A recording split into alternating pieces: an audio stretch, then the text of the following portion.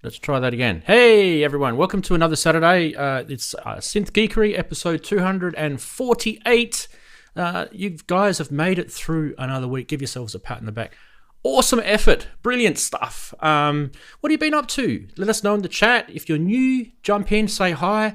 What's the show about? If you're new, it's about synthesizers. As you can see in this room, I kind of have a few.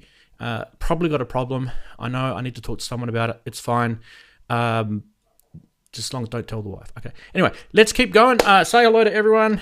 Hey, guys. How are we? G'day. G'day. So these are our regular guests, if you haven't weathered. So we've got Daren in the middle. This is like the Brady Bunch, isn't it? Hi, Daren. Yeah. Darren's getting set up. Andy's on the far right. How are you, Andy? Howdy. Down below is Ian. Hiya. And in the middle down below is Chris. Hey. And in the bottom right-hand corner are you guys in chat. So, but if you do want to join us on the show, you're quite welcome to. This is actually a talkback show, and you can use Zoom to do that. So jump onto Zoom and chat away is what I say. It's a cool idea, isn't it? If it's not, then I don't know what is. Anyway, okay. Don't know why I was getting those icons down the bottom. That was a bit weird. Hooray! All right, we've got a big show this week. There's obviously been Synthfest in France. They've been releasing some gear over there, which always is I kind of like it. It's kind of, it's kind of a bit like Super Booth in a way because they, probably not quite as big, but they do release kind of interesting products there. It's not kind of your big name brands usually. Sometimes it is, but it's more the boutique-y stuff, and I kind of feel like we get a sort of window into the future of synthesizers through these type of smaller events because you get these boutique developers showcasing some of the stuff they're working on, and it's kind of really cool to see it. I mean, yeah, okay, some of the stuff probably won't be released for a few years yet. That's fine. We get to have a little sort of a look to see what's sort of happening behind the scenes, and I kind of think it's a cool thing to follow. So hopefully you guys have been following that during the week. It's been pretty busy. Plus, there's a whole bunch of stuff that's come out on top of that as well, which in some cases it came out before and it's come out again. We'll get to that. Yeah, do jump into chat, or if you want to, jump into Zoom and be part of the show. I'll just bring my Zoom call manager up so I can actually control it. We had a few nasties a couple of weeks ago that we had to control. Right. While I'm doing that, I might jump on over to Daren and get him to tell us what he's been up to during the week. Hey, Daren, how's your week been? Good day. Week's been good. Quite a bit to get through, so I'll start straight away. Well, I only spend a couple of hours in the studio each day. Sometimes I don't spend any time in the studio at all. So it's not like I have tons of time in here. So let me start. I've completed a set, as you know, my live set, hence the t-shirt blackout. So that looks like it's all sort of sorted. I don't think there's any issues. At some point I will be setting it up outside so you can see. Tomorrow, no, in fact, the remixes of within each of us, there's going to be 6 now, not 5. There'll also be a track on it, which I'm not going to name. It'll be sort of secret, but it's not secret. It'll be on there. They'll have no name. Very interesting. You'll really like that. Not saying anything purple. I mean, that's it. So that's coming out shortly. I'm just tidying up on some. His kitchen Megamix raves is just bizarre. It's got everything in it. It's about 17 minutes long. So you're getting a decent amount of music on it, and these are just remixes of the within each of us. Tomorrow,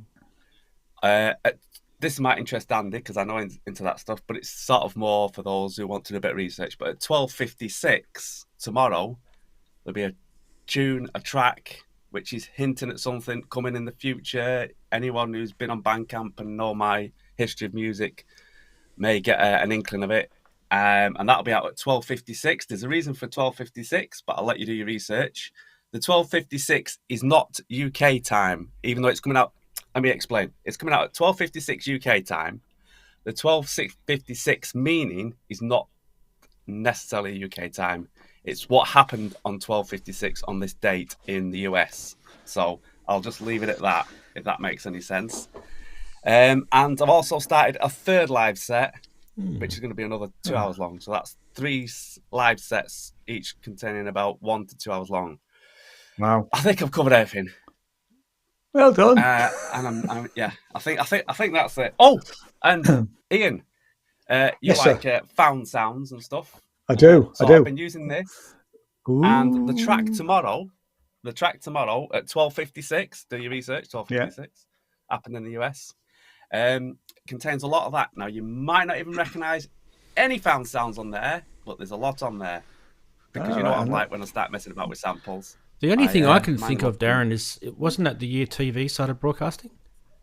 TV. Well, no, nothing to do with TV. It's in the 70s, let's put it that way. And the track tomorrow, if you watch the track, listen to the track, I'll give you clues to. I thought you said 56. 12:50. 12:56. No, 12:56. The time US. Oh, I thought you meant like December 1956. Sorry. No. I think I should pay September attention. Anyway. I should pay attention. Yeah, exactly. 12:56. 12:56 US time. Even though I'm putting it out at 12:56 in UK time, it's a 12:56. It means the matter. The tune is hinting at something that's coming, and also the reason for the 12:56. You just look at the tune, read the tune, watch the time, all the little hints. It's a quiz. It's a quiz. There could be hints of why it's 12:56, and you know what happened. Get 'em cracking, mate. My YouTube channel. Get them cracking. Beautiful. Yeah. All right, moving on to next. We got excited by that, Daren, by the way.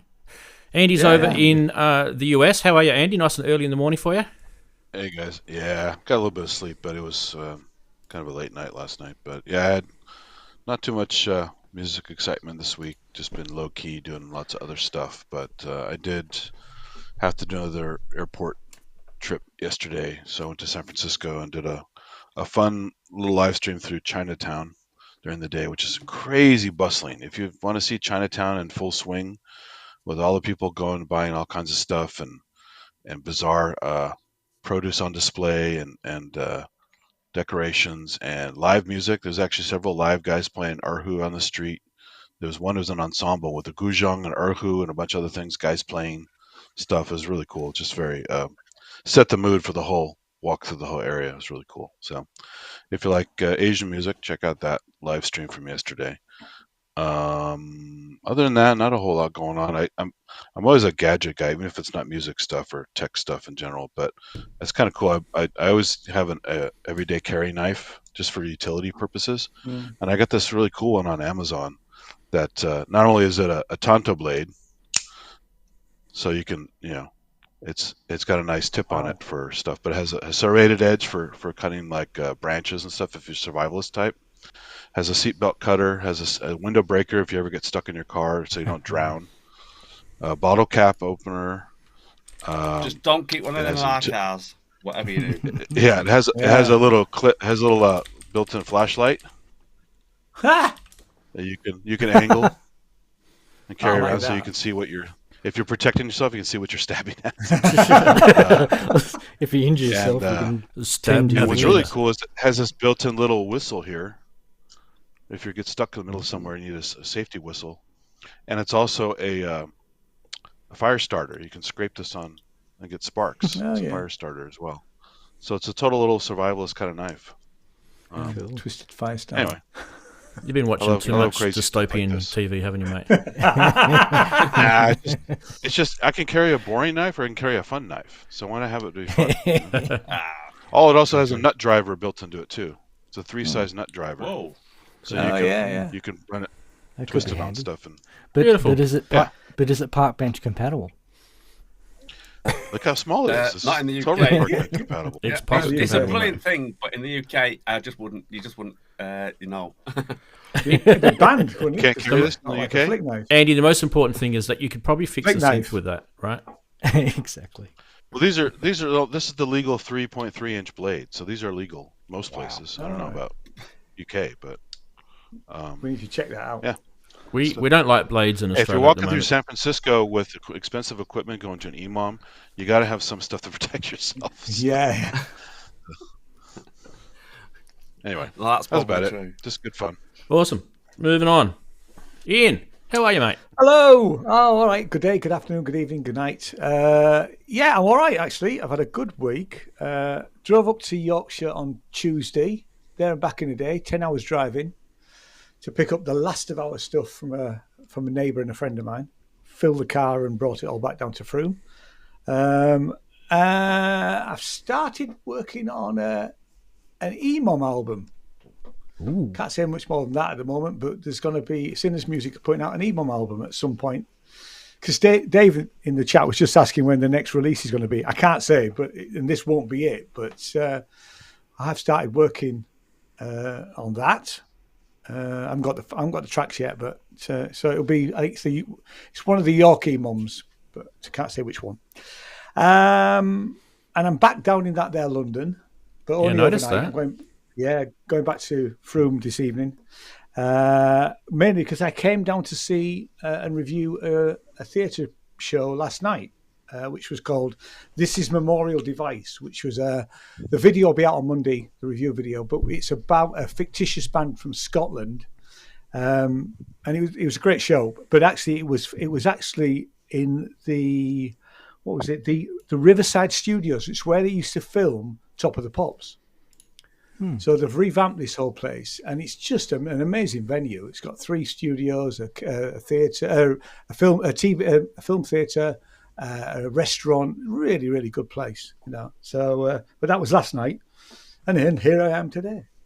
Awesome. Hooray. All right. Just before we go to Chris, I just want to show you this on the screen on the bottom right-hand corner. You can still see it because it's frozen in time. Stephen Smith popped a 20 smackaroonies into the chat. Good on you, Stephen. If I go to chat, it'll disappear. So it's there. Oh. Like the hippo there. Yeah, that's good. And now it's gone. So many thanks for that. And we'll go across to Chris. Hey. There you go, folks. Hope everyone's well. Yeah, what did I do this week? Well, I did a few things. Let's start a little quick slideshow. The modular case, the rack brute, power modification. I used to have an upright connector, but now it has a right angle connector on it. Is it going to go there? Come on, you little bastard. Yes. Yeah, so now it's at right angles, which means now it doesn't take up as much room in the case now, and you can actually put a full depth module in there now. So I did that this week. It was quite good. Yeah, it gets that ferrite cage away from it as well. Yeah, I know. Now this is the other thing that's kind of interesting. Ranzee will know what this is. Power meters for my Eurorack module. I've had someone 3D print me a little enclosure to it. I just did a little test with some basic voltages at the moment to show you what that is. In fact, you can see it running live here.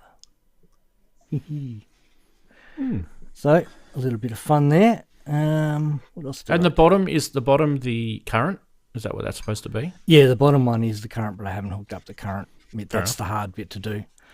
I've been doing a bit of soldering this week. I've been working on my kit build of the VCZ3A VCO, which Rant was showing last week.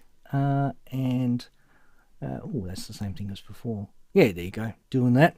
Then a bit of a disaster happened. My soldering iron died. Ooh. So I saw that. I had to go out and buy a new one. And that's what I'm using now, and I'm back on schedule. So it's all good. Oh, you got a variable one? Good. Yeah, I tried to get the best one I could possibly afford. Without waiting 6 months for it. So that's good. What else did I do? No, I don't think I did too much more interesting? Oh, I did video. I released a video.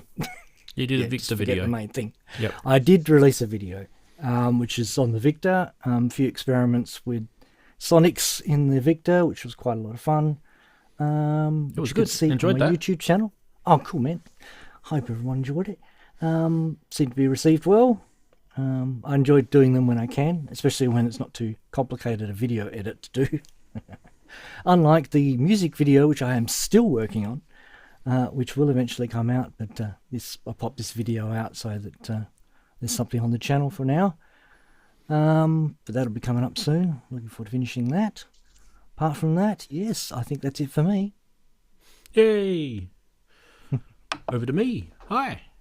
I've been busy this week too. I've been setting up the 19-inch rack, which is next to the ARP 2600 or Behringer ARP 2600 over in that corner. I'll move the camera over there in a sec. You guys can have a look. Bit of a little project that was over the last couple of weeks, mainly because some of the things that I had to get in through Amazon and some of the things I had to buy. So the first thing that I got in was I actually bought these from Amazon. You guys, I think I've shown you guys this before because it was so cheap. It was $17 Australian. $17 Australian is less than £10. It was just a no-brainer. But the cool thing about getting this was it actually gave me a template that I could use to make the other rack ears that I needed for the 80 HP. And that just made my life a lot easier. Anyway, I'll move the camera over just quickly so I can show you guys what's been happening over there. Sorry, just give me a sec. I've got to move the camera. I'll do this shot here so you guys can see sort of from afar. So the 2600 has always been there, and now I've got, it's kind of not quite put in exactly how I want it yet, but everything's switched on. Well, most things are switched on. You can see the Argon 8 is up the top, and I originally was going to put the Neutron in there, and I've decided that I'm going to actually leave the Argon 8 in there because I actually really like that synth racked. It's just much, much, much cooler to be racked, and the Neutron has got some sort of eurorack-ish ability, so it can do something else for me somewhere else. Neutron's just sitting over here next to me. Anyway, so one of the challenges with this was I wasn't going to pay $55 Australian for rack ears for the Behringer 80 HP modules, which you can see the Pro 1 and the Pro 800 there. So I'll zoom in. And I actually made these by hand, these rack ears. And it's a little bit bodgy, okay? So, but I don't really care because it literally cost me $6 to make these. And it was a nice piece of black, 30 millimeter corner piece, aluminium if you're from a different part of the world. And I just hacksawed it up, drilled some holes using the other Behringer rack ears, which you can see above it as a template, and away we go. And it was actually relatively easy. It made a little bit of a mess in here, actually. But it's nice now. Nice. It's nice. I don't know. Do you guys feel like that's kind of like, that's a new sort of, I mean, I've got to clean it up a little bit. It's a bit messy, but that's a nice little workstation there now. I've got the nifty keys. Yeah, I like it. Yeah. Looks good. It's good. Not exactly little, but it's great. Yeah, and I mean, if you're wondering where it is, like a means business. It's literally next to all of my eurorack, and then just across over to me. Wow. You guys can see where that is. So that's what I've been doing on the first kind of last half of the week, first part of the week sort of thing. And then obviously I prepare for the show. There's a lot of work to do for that. Now on the show today, I thought I'll sort of tie that in with what I've been doing because it is what I've been doing. What we're going to do today, it's coming up, is we are going to show live some of the updates to the BlueARP, which is the desktop module, the DM. Now, for those who don't know, BlueARP is actually a VST arpeggiator type plugin that you can get for free, and it's written by Oleg, we know him as Grey Wolf. 2004 or something. I think that's his nickname. But you can also buy a hardware version of it, and this hardware version is actually really cool. And if you've never ever seen this before, I will go over it a little bit quickly today for you. So we're going to show you the new firmware that he's updated for that 2.5, I think it is. We're also going to show you guys the new Access Virus emulator, which is called the OsTIrus. And this is actually running Access Virus TI2 firmware. So just to show you that I'm definitely running the Virus TI2 firmware. There you go. It tells you. So I've now literally got an Access Virus TI2 running as a plugin on my DAW, and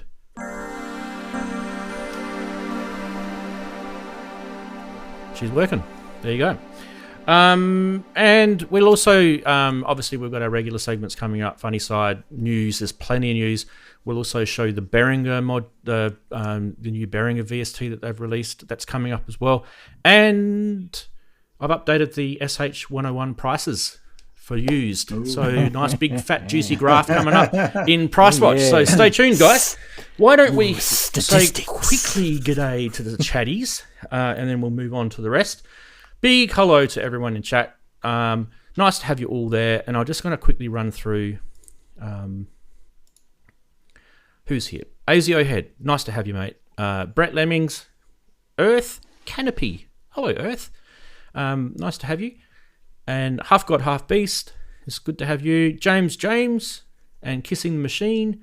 Max there, as Macrodozed. Matt Brown. Mez303, good to have you guys. New Precision.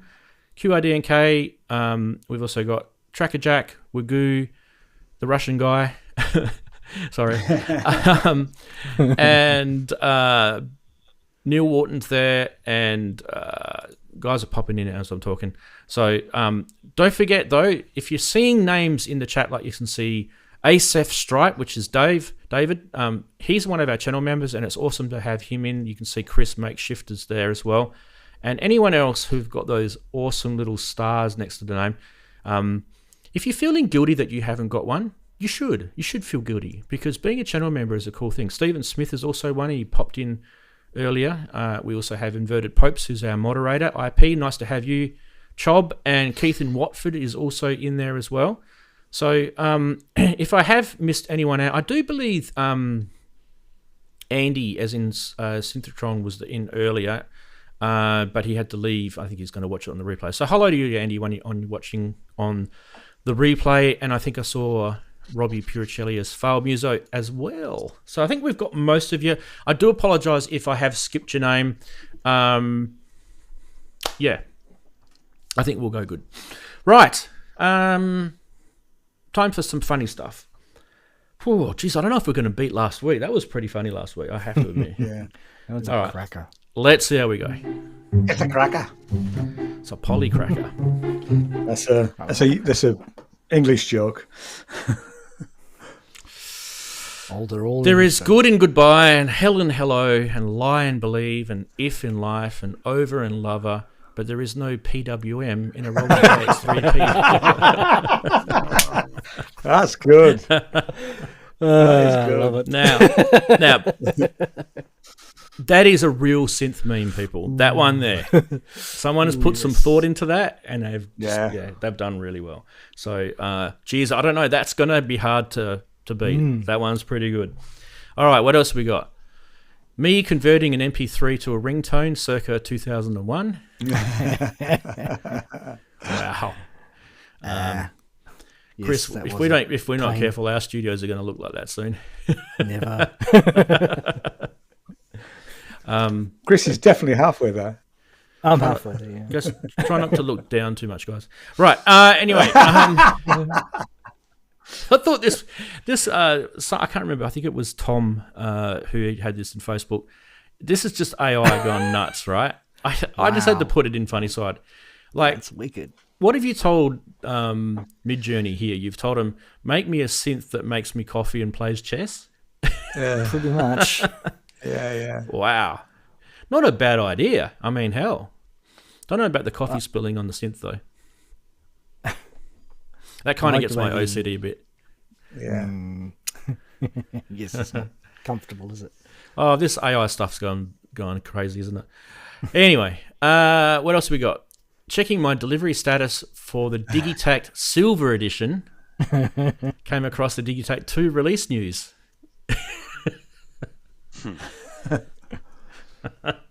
This is I love this. There's that awkward smile. It's like, Yeah. what have I done? Welcome. What have I done? I haven't done well. That's what I haven't done. Okay. Somebody always loses. On that same note, you guys have got to be expecting Digitakt memes today, don't you? Well, there is another one. And this guy is pretty much confused. And I don't blame him because there's the Digitakt 2 and there's also the Octatrack 2. And yeah, like Elektron. I know there's some differences in these products. Like some of them can do Octatrack's a lot harder to use. But really, you've just got two massively cool sample groove boxes. And Overlapping. yeah. This guy is that meme is probably a little bit too serious to be funny, but it is so true it's not funny.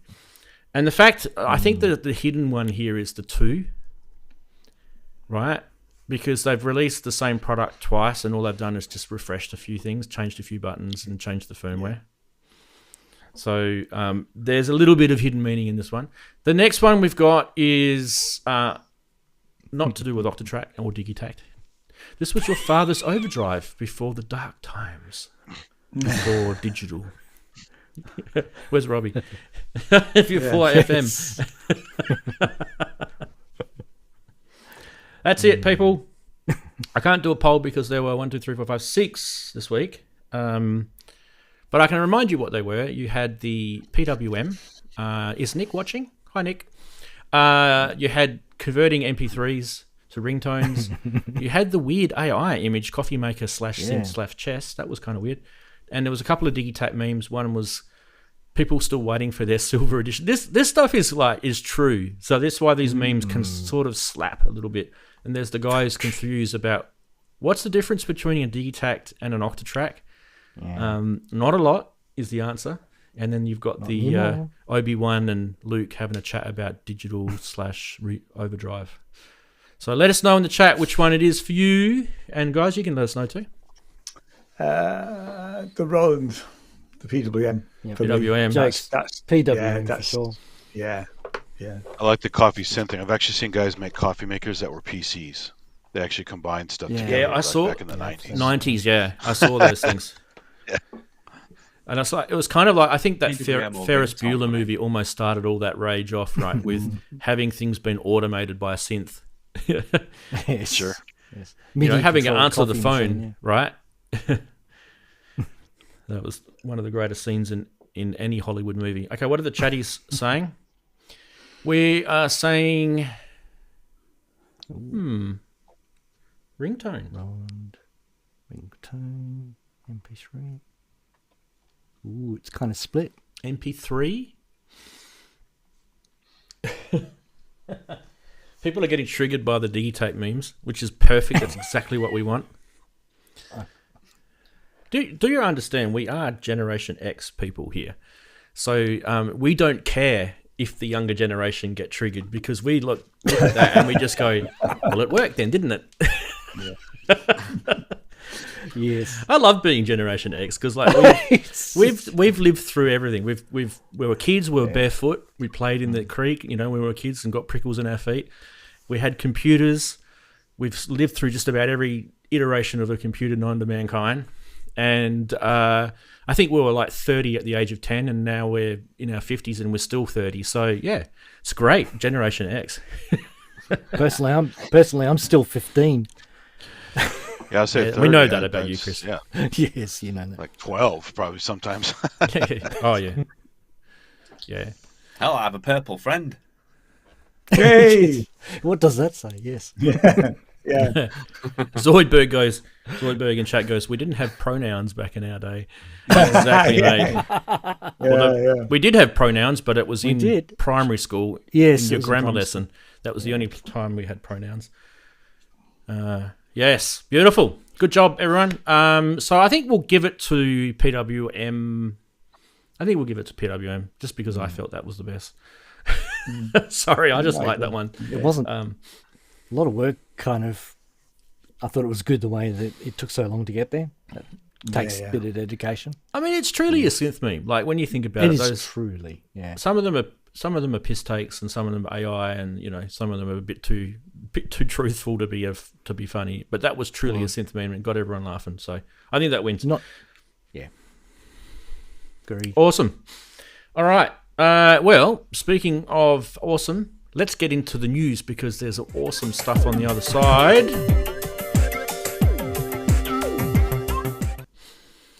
Starting obviously with this, because, I mean, we have to, don't we? We really do. I mean, have we been talking about this all week? Yes. Why? Well, because we can. Okay, so I'm not even going to bother with videos because you guys have seen them. I do have them lined up, but I can't be bothered. It's like pretty pathetic, actually. I did do a blog article quickly during the week because I just wanted to capture as a quick sort of scan before I started watching all the sort of review videos. Now this thoughts. I will be hand on heart here. This blog article that I wrote was written definitely before I watched any reviews from anyone. I literally grabbed the Digitakt 1 and the Digitakt 2, looked through the user manual, looked at the the buttons on the screen, and just quickly went, okay, these are the functional differences that I can see as a physical look. I didn't go into the firmware, so this part is kind of missing out of this blog article. But I'll cross over to the Mac, and you guys can have a quick look. It's just a quick sort of overview. I mean, if you don't know what the differences are, and you're thinking, why have Elektron made the same thing twice? Okay, it's not really that. It is actually an improvement. There's 6 times the amount of internal sample memory. There's I think the original had 64 meg, and this has got 400 meg. So it's actually over 6 times. And on top of that, there's actually 20 gigabyte of internal storage. So this kind of starts to... This is why that meme came out with the stereo samples. Yeah. But this kind of starts to encroach on the MPC sort of territory, right? Replaces it almost. And also, it's got the 16 tracks instead of 8 of audio and MIDI, so you can combine them all up as that. So that's pretty cool. And obviously, as Andy said, each of those audio tracks can be stereo samples. Just as a quick comparison, there's a picture there of the two next to each other. You can kind of see there's some different differences with the buttons. But what I've done, if you ever want to look at this, I'm not going to pull you through this on the show. If you just want to find out at a quick read, these are the differences in the buttons on the panel, the display, the text written underneath, the labeling, the rear. That is a physical comparison there. So that one should help you guys just as a quick comparison to work out. But in the firmware, that's where the meat and the potatoes are. So there's quite a lot in the firmware. They also changed the screen to match the SynthAddict, so it's the same color. Yeah, so I did mention that. I like the green color. So yeah, I don't mind it. I think the Octatrack Mark II has the same color too, right? The Digitakt, they all had that kind of green yellow color. So they went away from that. Was it orange or yellow, whatever it was? Yeah. Which is kind of weird because seemed to be a trademark color for them almost. That black, dark grey and the orange was almost trademarked. But no. I kind of thought that the graphics on the actual hardware, if you look at that from a graphic design and color matching point of view, that suits an orange display. So I don't really I don't know. Get it. It kind of, we go back to the previous graphic where we showed the two side by side. Well, you go way back to Machine Drum and stuff. That was all orange for sure. Yeah. So Machine Drum. They actually went even more orange. Do you know what I mean? Like they had the function button before was red and now it's actually orange. And I actually kind of felt like they should have kept maybe the screen orange because I just felt like it looks nicer. Although, yeah, but there is the whole sort of the orange isn't the orange they wanted. You know, so Maybe. if they're trying to match, you don't have that much control over what orange you get from a OLED screen. I mean, it comes out all the same, same orange, and if it doesn't match your Pantene color code for the graphics on the front panel, maybe someone said, nah, it's too similar but different. You know, I just think the black and white looks kind of boring. You know? It does. It is a bit prosaic. Yeah. But I guess for conveying information, it's good. Whoops. Sorry, I accidentally clicked on something I shouldn't have in the background. Okay, guys, give us your honest thoughts. Okay, so what I want to know from you, and also you guys in chats as well, are you salivating over this new update to Digitakt? Is it something that now you're thinking about getting?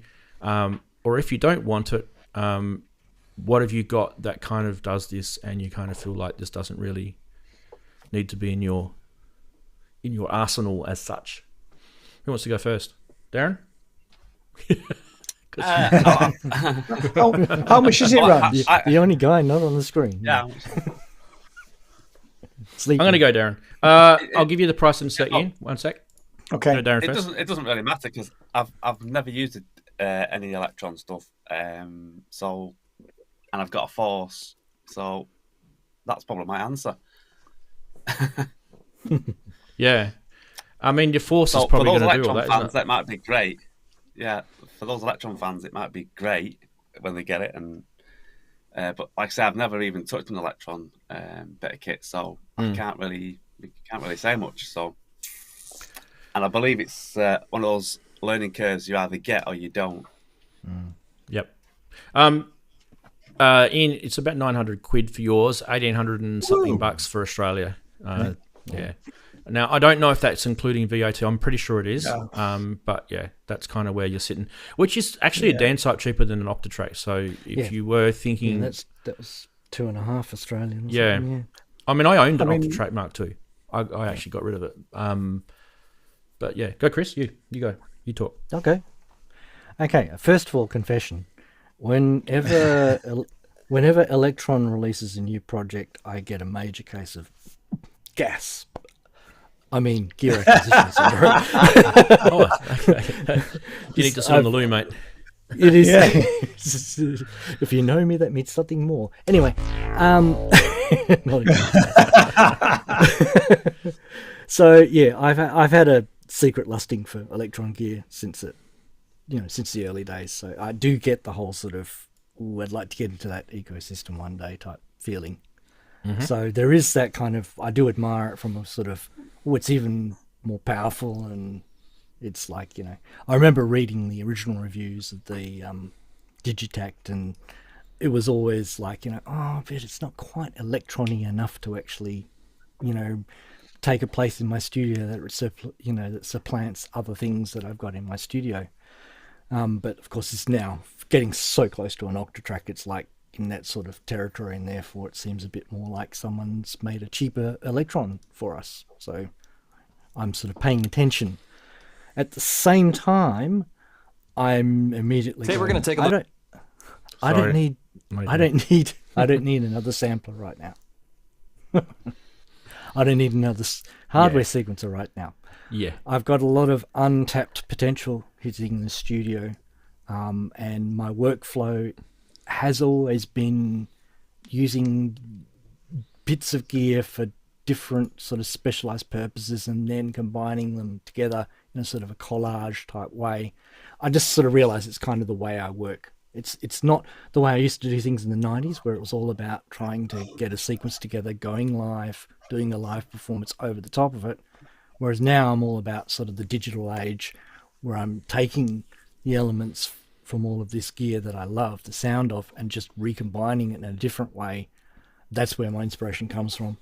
So yes, it is one of those, as I said, it's an Elektron product, so of course I'm interested.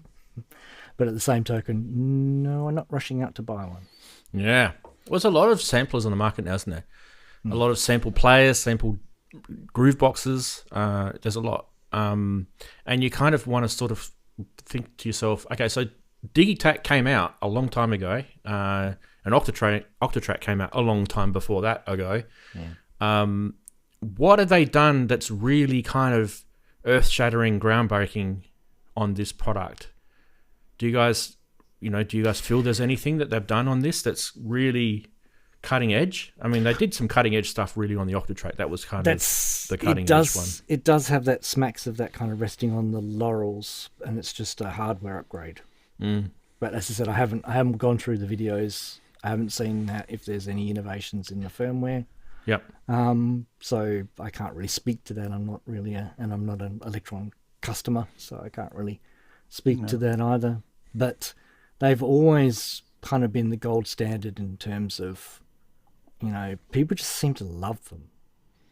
And yeah, well, we're always looking for that kind of I think that kind of relationship with hardware. I mean, my understanding, I've never touched an Elektron product at all, so I don't have an awful lot to say about this. But my understanding is that if you buy into the workflow and you get it, I mean, James Glue is all Elektron, so obviously Jim gets it. It's not weird enough for me, I would say. Plus, I don't. I mean, I was about to say I don't really want to learn another ecosystem of a synth or a sampler. Yeah. But actually, I bought an organelle, and that's every time I put a new patch in, I've got to learn a new ecosystem sort of thing. So, so I just don't think it's the Elektron thing is me, if I'm honest.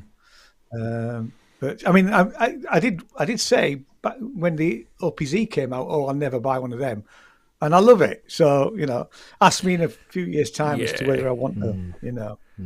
But we're always have the gateway drug. Teenage engineering is actually completely a different sort of workflow to Elektron. I know they're both Swedish companies, and and actually both of them. Not the are pretty OPZ cool. though. They stole a lot from Elektron in a good way. Did they? Okay. Additional trigs. You've got the trigs, functions. but everyone's got. I mean, even the Akai Force has got like parameter locks on it, so people can do that sort of stuff. Yeah, but some of the really clever stuff that Elektron started and OPZ kind of took it further. It's kind of nice. Yeah.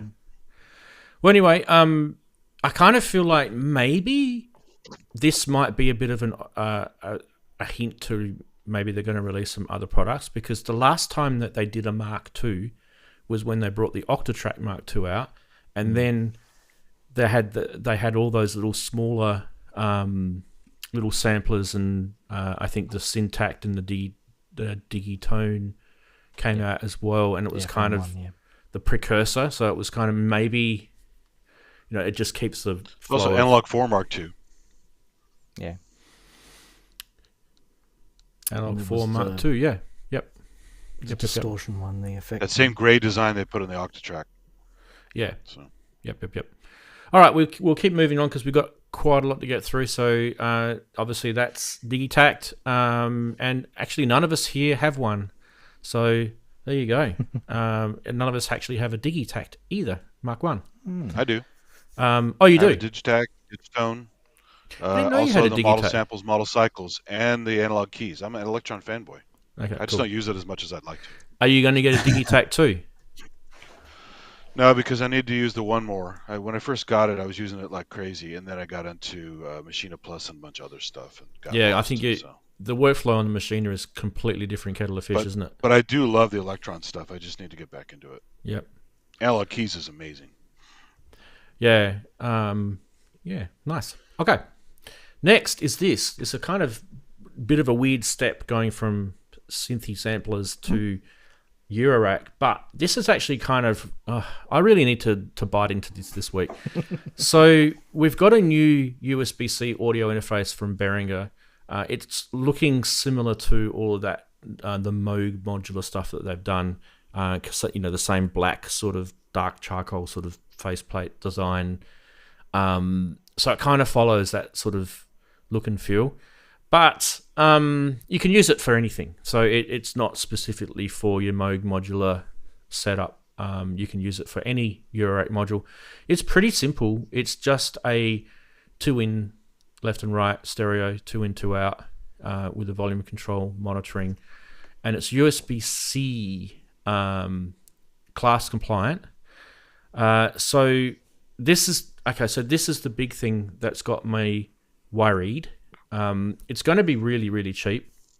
So there'll be a lot of people that will go into a music shop and they'll buy it and they'll go home, plug it into their modular, and they've introduced ground loop noise from USB power straight away. Because this module is not powered by eurorack, it's powered from the USB-C connector. And they've actually taken this whole circuitry out of their mixers that they've had for many, many years, which has got the stereo digital interfaces in them. I've got one sitting over there actually, and it's only 48K as well, which is not a problem for me. I think 48K is actually, I mean, I recorded the whole Gates album at 48K. There's nothing wrong with it. Good to know. If you think that, I mean, it could be higher, but if you think that 48K is not good enough standard for recordings, it is, because it certainly I is. use 44 still, so I'm all right with that. Yeah, I use 44.1. People aren't Unless I have to use 48. If you actually started zooming in on the samples, you wouldn't see any issues with them. So anyway, aside from that, the big issue I have with this is that it might be introducing ground loop noise through USB into it, because if you've got this plugged into your computer, which is what you probably will have, right? And then you're going to plug that into your eurorack. Most likely you're going to introduce that, unless Behringer have spent a stack of money on this and put Jensen transformers behind it, and they've done proper, lifting, ground loop lifting circuitry in it. I don't think so. So big question for you guys out there. I don't know. This stuff, by the way, this is just a guess from me. I don't know if it's actually, it could be fine. But I really would be careful about introducing power from USB into your eurorack. It's not the only thing, by the way, that has eurorack powered from USB. So don't think this is the first product out there that's introducing power from. There's heaps. People power their LED light strips in USB and all sorts of stuff. So it's not the only, but just because it's treatment of your audio interface and you're thinking, okay, I'm going to record from this, or I'm going to either bring sound in or sound out. What you don't want is you don't want to have some sort of impedance or loop background sound coming through it. Anyway, be nice if we could actually find out if anyone's had any dramas with this so far, if anyone's been a beta tester. So if you are watching this on the replay, do please comment in the video below and let us know if you've got one of these and if you've had any issues with it. But yeah, one of the things I caught out Behringer in their own Facebook forum, because they were telling everyone that it was actually powered from eurorack, and it wasn't on the video. If you go watch it, they specifically say clear that it's powered from USB. So there's that one. But look, hey, at the end of the day, it's going to be a really, really cheap audio interface to get sound in and out digitally from your eurorack. So on that side, it's a plus. And, the monitoring side, it's handy. But yeah. Anyone want to make a comment? They're not the first. That's what the only comment I'm going to make. Yeah. The last couple of months, there has been quite a few eurorack module developers who've put out audio interfaces ranging in prices approaching this, but some more expensive. But there's a year ago I would have said, wow, this is great news. I hope hope people take it further and everyone starts putting out one. In that time, they have. Yeah. So there's a few alternatives to this, is my point. If you don't get along with this, there are other options out there. Oh, hell yeah. I mean, I'm going to give Oz a plug from Expert Sleepers, because Oz leaves some money on the fridge. I've used them for years, so, you guys go back and have a look at some of my earliest eurorack videos on this show, and I've had that Expert Sleepers ES8 module sitting in there, and that does 96K. So, and it's eurorack busboard powered, and it also has ADAT as well. So, if you don't want to connect your computer up through something electrical to your modular, ADAT's a really, really clean way because it's using light to send the digital information from one to another, and that can't transmit any radio frequencies or, issues, ground issues or anything like that. So that's one of the cool things. But yeah, so we'll move on to the next, I guess.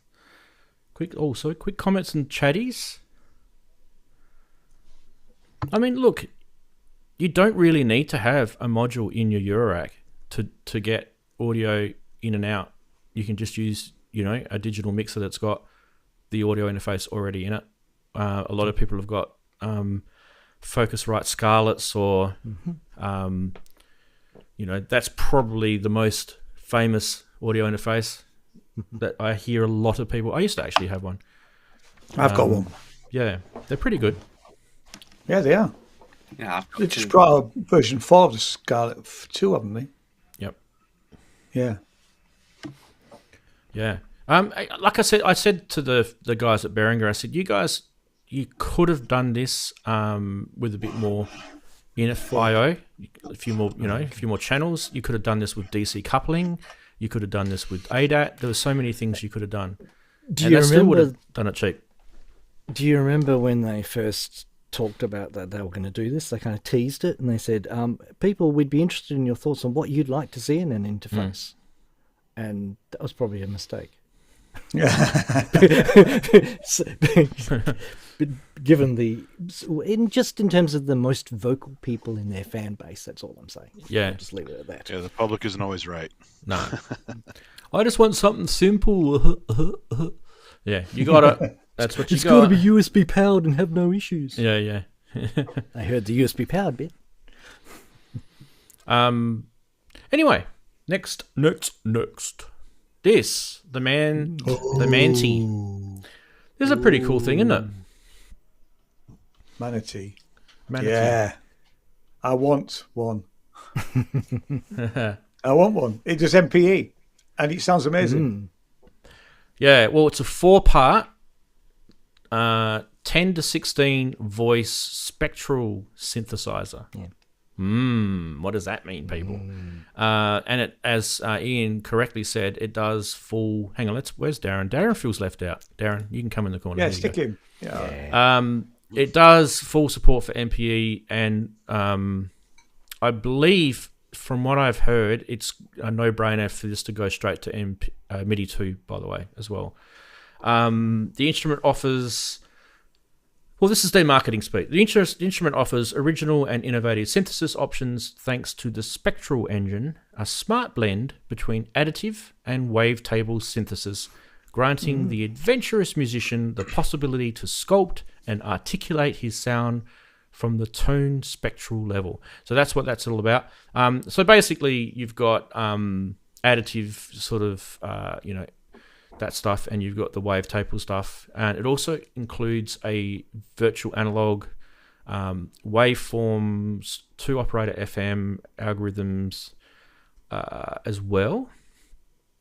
So each voice has 2 oscillators, advanced noise, and ring mod, multi-mode resonant filter with 12 and 24 dB per octave, with extra stuff in the RC section, a wild saturator module, 2 meta envelopes. So the envelopes on this are pretty cool. Is kind of one of the things that I went, ooh, and someone has done something better than just an ADSR. Hooray! There's plenty that do, but that's good. Tell us more. Yeah. Custom LFO, classic modulation matrix. In addition to the hardwiring routing, each modulation source can be targeted with the many parameters, and there's available expressor modulation options as well, like MIDI, CC, and aftertouch and things like that.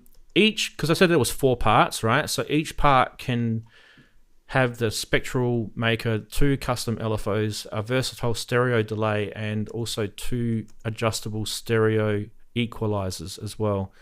It's got like a master FX at the end with reverb and like things like hail, plate, room, stuff like that.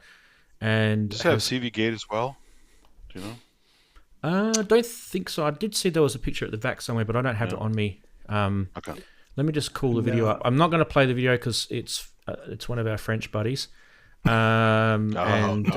will completely get ruined. No. I think there's also something. Yeah, has it not got a USB or something? Did I read somewhere? There's something odd about it. I'm just trying to. You guys can talk. I'm just going to have a look through the video to see if there's any. I mean, my tiny, only by the issue way. with it. Have a look at this. It's not very big. You talk in, but I just want to go across. Look how small it is. It's tiny. My only issue with it is the import duty into the UK, because I've fallen foul of that sort of thing because it's coming from France. Yeah. And that's. I mean, I wish there was a UK distributor, but there probably never will be because they're a small company. It might almost be cheaper for me to go over to. Yeah, but was that before? Yeah, but was that before Brexit? That was this year. What was your import duty on that? Was it this year or like last year? I think it was about 30 quid. I paid 60 quid on that X key thing, which stung a bit, really. On something that was just over 200 quid. I think it was about 30, if I remember rightly. In fact, actually, it came quicker. It was our end to cause it because it went into the post office and they said that they haven't got the parcel, even though we delivered the ticket saying it was in the post office. So I spent 2 days trying to track it down, and then I got to the post office and actually it was here all the time. Yeah. The post office are terrible at the moment. I've lost 2 parcels this week with the post office. Bastards. Oops. Oh, no. Darren's talking to us. Shouldn't swear.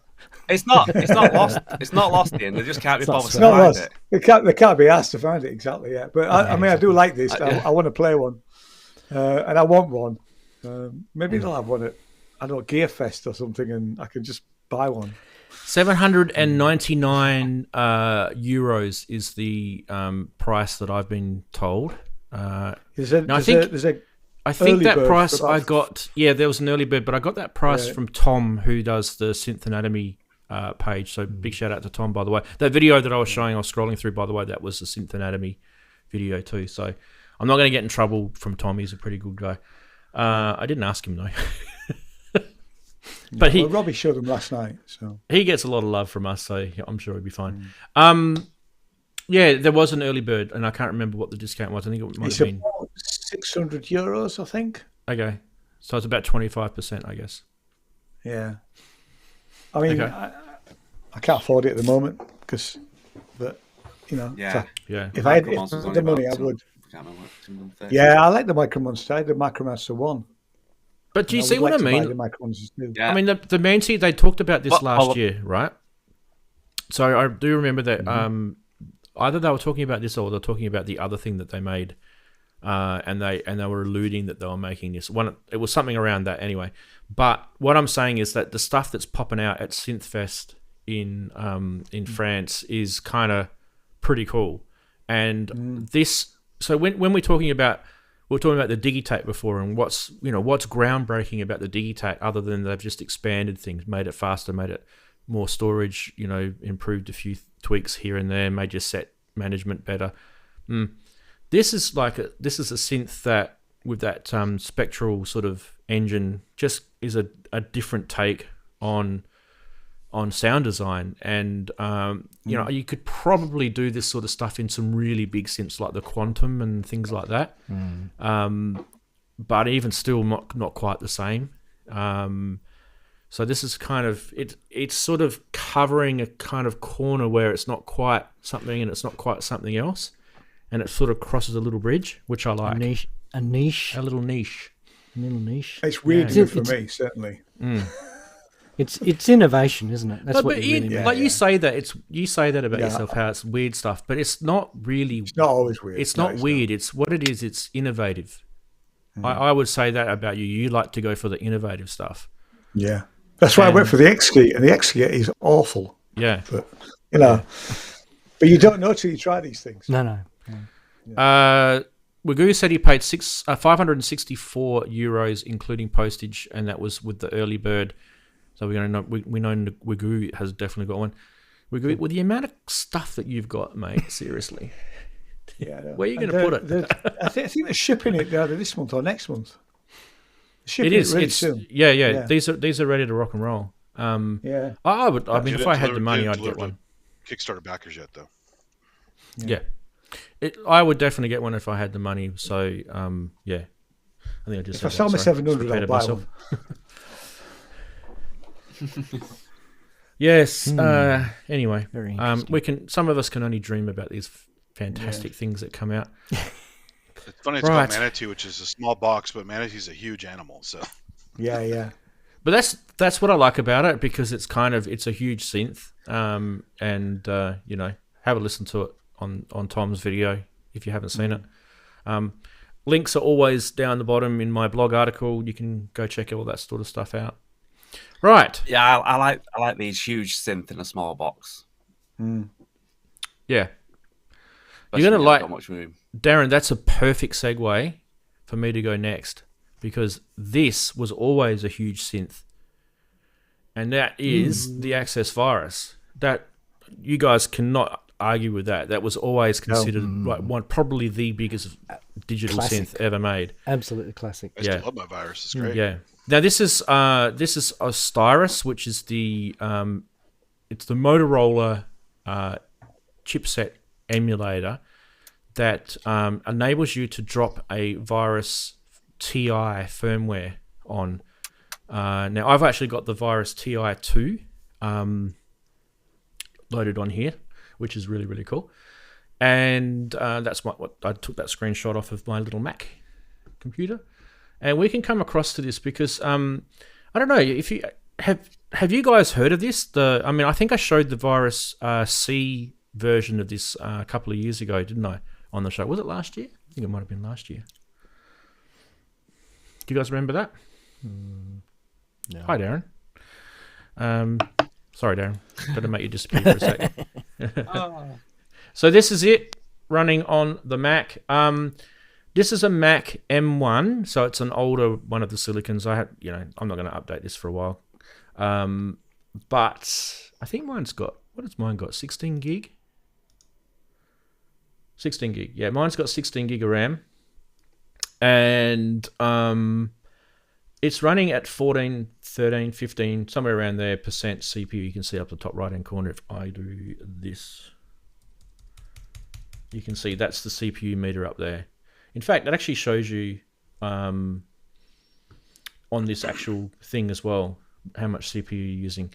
One thing I like about it though is, so the cool thing about it is if you load the Virus firmware in it, it comes with all of the RAM and the ROM banks. And just have a look at how many patches there are, people. Yeah. That's it's always been the case. Insane. Look at that. I've never heard all the presets on my Virus I don't think I've ever gone through them all either.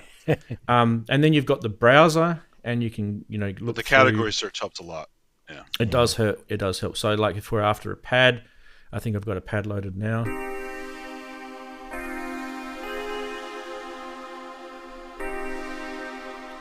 And it sounds exactly like an Access Virus.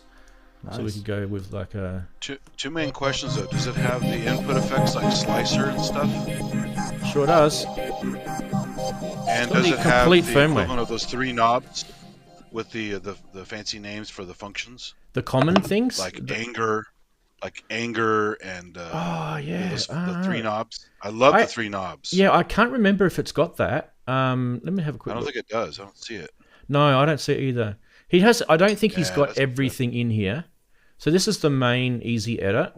I'll just zoom in a little bit for you guys. So the user interface is coming from something else other than the firmware, isn't it? Yeah, the user interfaces come from the developer. Because that's kind of emulation of the real world. Correct, yeah. Off the silicon. Yeah, because those who haven't seen it, the three knobs are great. It's like they have fun names like anger and fear and cold. And, Nice. That's guidance for patch all patch based. Every patch they're different. Yeah. But really cool. to be fair, this is free. It's currently being developed. Of course. And I'm sure, if people donate to this project, someone will pop those angry knobs on there. I mean, Daren likes a good angry knob. Right, so we've also got a purple angry knob. Only on the bench. Yeah. We've got filters. Oh. Now, what I'll admit is that obviously because it's a VST, it's going to use MIDI 1 for stuff, right? So you click on a filter, and its resolution is MIDI 1. So does that? It's probably not the right patch. It's probably not the right patch for this. You need to do it for the iPad. Let's get a more analogy sounding one. Classic. No. So Ranzee, you're saying that the simulated front panel only interfaces to the firmware via MIDI, or you think? No, the front panel is emulating the firmware. So whatever's programmed in the firmware, the front panel will relate to that. So for example, if the firmware has MIDI like CC, like on your actual physical virus synth, it has MIDI CCs on the cutoff knob, for example. Then if you program your MIDI controller to, if you go to the Axis Virus user manual and you program your MIDI controller to use the same MIDI I/O, it will work on this. I get that. I was more wondering whether the user interface itself has the full pot resolutions for each pot. Well, it's not showing it down the bottom. That's what I was. That's why I asked the questions. I thought that's what you were getting at. That's why it confused me. I don't really know that much more in the development of this. Interesting, because that bottom panel is something exclusive to this VST. It's not doesn't really mirror anything on the hardware, does it? That little display down the bottom. I think that's specific to the emulator. That stuff down the bottom. Yeah. Yeah. And I think it's more just for them to sort of know what's going on. Well, yeah, sure. And they're probably all automatable, so they might be just telling you what CCs are. That's the thing I can't get to work. So, like in Ableton, if I click on the Automate MIDI, which is the little piano keyboard up here, and it's now gone orange, and then I click on, say, that knob there, it doesn't put a square around it. Yeah. And I can't. And it's doing it for me because it's that's a bad example. It's doing it for me because it's allowing me to. Okay, let's try something else. Let's try a. Hey, Ranzee, see if you can find the patch I put in chat. Okay. So if I'm clicking on that attack right there, I'm clicking on that, and I'm wiggling a knob on my MIDI controller, and it's not working. Yeah. Right? Yeah. So. And that's what's supposed to happen. Yeah, that's just means the VST parameter sharing API isn't passing. It hasn't been implemented yet, which I'm sure they'll get around to.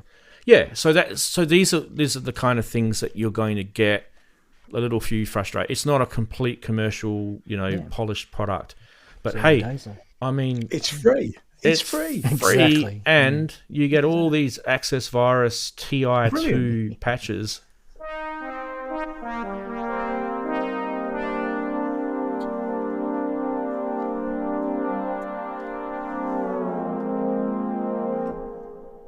Brilliant sound. It sounds really, really nice.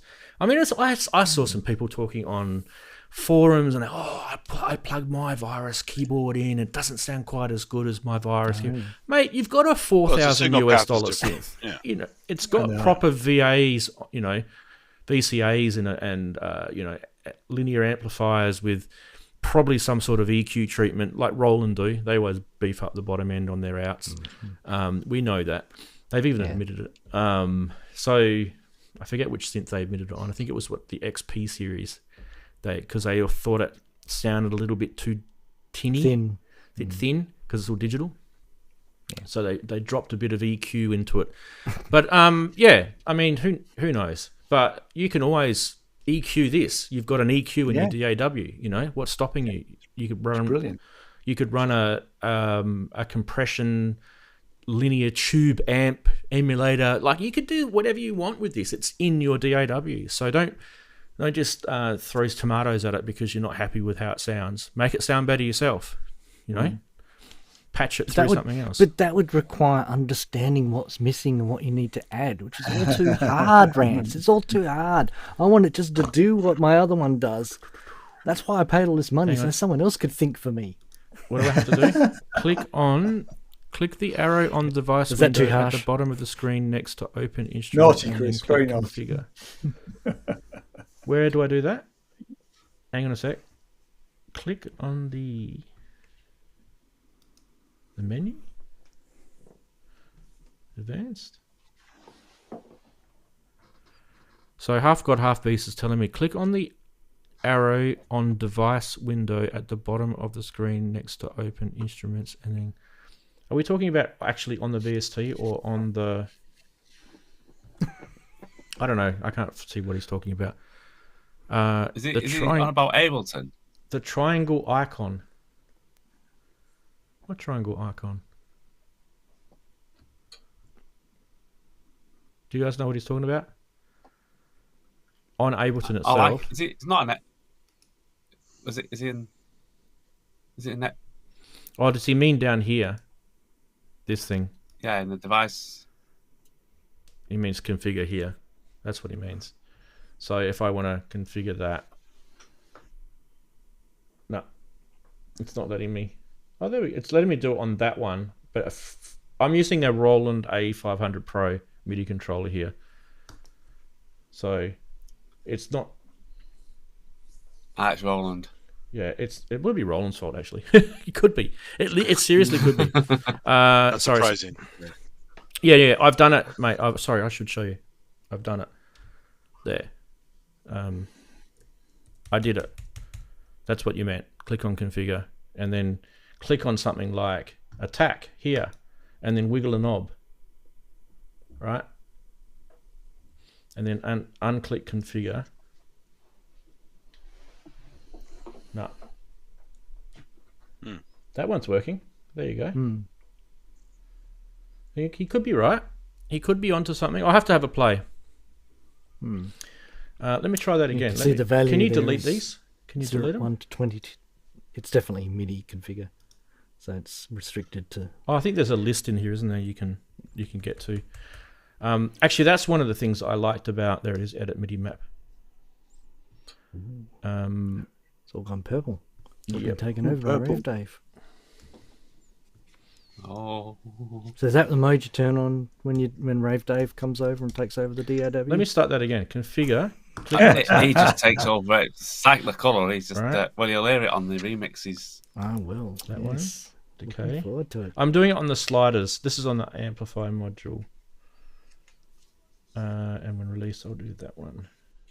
Okay, then you unclick configure. Then I should be able to. No, because they're already. I think they're already mapped to here. Yeah, they're already mapped to the channels. Okay, I have to choose something else. All right, that's fine. But anyway, I wasn't here to sort of troubleshoot this. I was just kind of here to show you the OsTIrus, and get yourself a copy. What it's system free. requirements is it? Yeah, Well, but can I get it? You can download. I am working on a new computer. This is actually cool, Daren. You can go to their website and download a test. There's like a little test program that will check your system to see if it's powerful enough to run the VST. And if it is, then you can download the VST and run it on your system. So, yeah. It might go. Ranzee, I want to see how complete it is. Look for the patch in the chat. See if you can find that. Which chat? Patch. Which chat are we talking about? YouTube chat. YouTube chat. How far back did you do it? I just put it in again. Look for the patch DryAD. Can we search on this? Dryad AE. Should be able to. I'm going to see how complete it is. There is search down here. Here we go. DRYADEE. Oh, that's... AE. Hang on. I've got to search... It's a diphthong. Where do I search it? In here, don't I? all categories.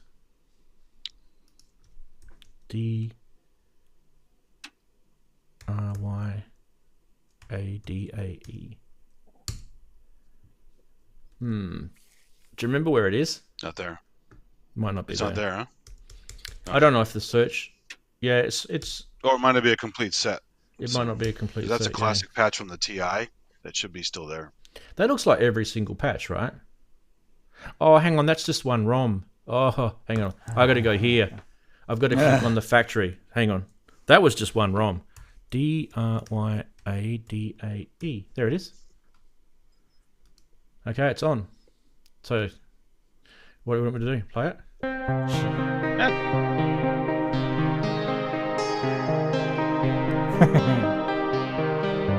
Beautiful art. I've used it in a lot of Very tracks. plucky. Yeah. It's only using 14%. And those three magic knobs really make it shine.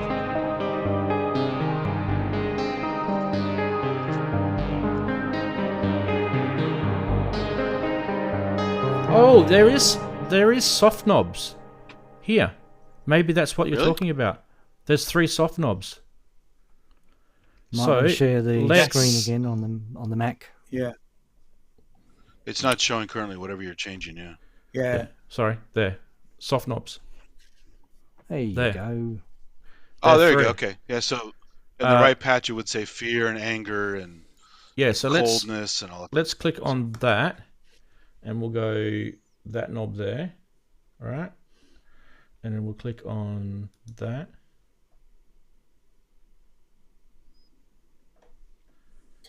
And then that. Okay.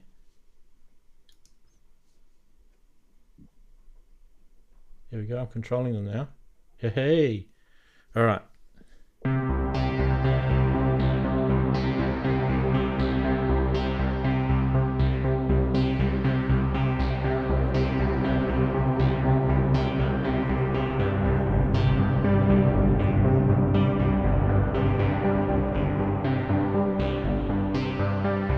And the cool thing about it, Andy, is you can actually configure what those knobs do.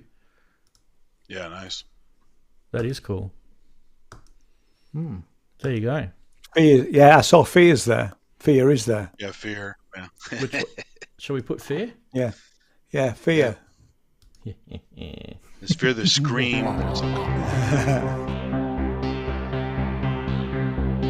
Doesn't do anything. It depends on the patch. Nice. Hmm. There we go. Now, Good stuff. I got a question for you, Rance. The firmware. Mm. The firmware that you need to supply. I was Yeah. reading the page and it said, "Oh, you need to firm the firmware yourself. It's got nothing to do with us." That's true. You need to own a access virus to be able to load the firmware. You can't plagiarize it quote. or Right. yeah. So if you don't have an access virus, So, Oh, so there you know, you've got to own one. And it's pants. Much like- It's pants then. Yeah. well, Yeah. it's a sensible, good Yeah, copyright no, that's right. practice type way of doing it. Though. Yeah. And obviously And I've it's got traditional to in the I've got to be emulation, careful right? what I say on the show because it's a public show. But course. if you want an access virus and you kind of want to do it on more of a cheaper sort of way, they do the other version which I showed a year or so ago, which you can do the virus A, B, or C engines on it, and those firmwares, even though I don't support anything like this, this is completely up to the internet sharing this stuff. You literally just Google and you can find downloads for those firmwares A, B, yeah. and C. It's like any other emulation, video games and all that You'll stuff. find them. Yeah, exactly. It's I don't- common in the emulation. I world. don't know how easy it is you'll find a TI firmware in the same Yeah. way. It's a bit too modern. Yeah. But, if you do actually have an access virus, it's actually really, really easy to get the firmware. So if you've got a Windows computer, you download the software installer from Access's website, and it actually literally pops the firmware on your operating system, and you just copy that file straight across and drop it into your VST folder. It's that easy. Yeah. So for those who own it and they're registered users of Access Virus, it's very, very easy for them to grab it. Yep. Yeah, that's how it should be. Cool. Still cool. Yeah, it is still cool. And like I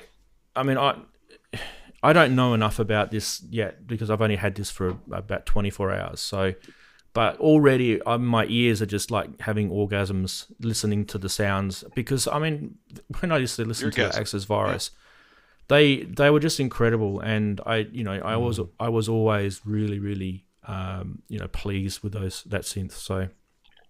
Yeah. And for a hardware jam kind of approach, you got 16-part multi-timbral, super powerful. Just need a controller or a sequencer to do all that. They're really great for just banging out stuff. Yeah, and half God half beast is spot on. Like with the configuring and things in Ableton, your DAW might be slightly different. I haven't had a chance to go in there, but one of the cool things about the Roland A500 Pro and a lot of MIDI controllers out there, I've got an Impulse from Novation here that does it. You can set all this stuff and then save it and then recall it. So, for example, I might have, particularly on this MIDI controller here, I might want to have it set up for Ableton as a generic one where the sliders do the channels, volumes, and then I might want to load the Access Virus TI. And then it will remap all the sliders and knobs and buttons and pads to whatever I've set it to. So that's one of the cool things about having... You guys know this about MIDI controls, so I don't need to go into this. But that's actually cool. Yeah. Right. Whew, getting hot in here. Might turn the fan on. It does get hot in this room. Yeah, my live set's completely midified. Yeah, it's awesome, isn't it, Daren? So, can't go wrong, man. Cannot go wrong. That's one of the things I loved about the MPC Live when I first got it. I got it in 2017. It was just because it was so dependent on plugging other gear into it. It needed to have a brain so that you could rely on it to, sequence your other gear. And then Akai kept updating the MIDI implementation to it, and it became more and more and more powerful each year. And now it's insanely how powerful that thing is. So, yeah.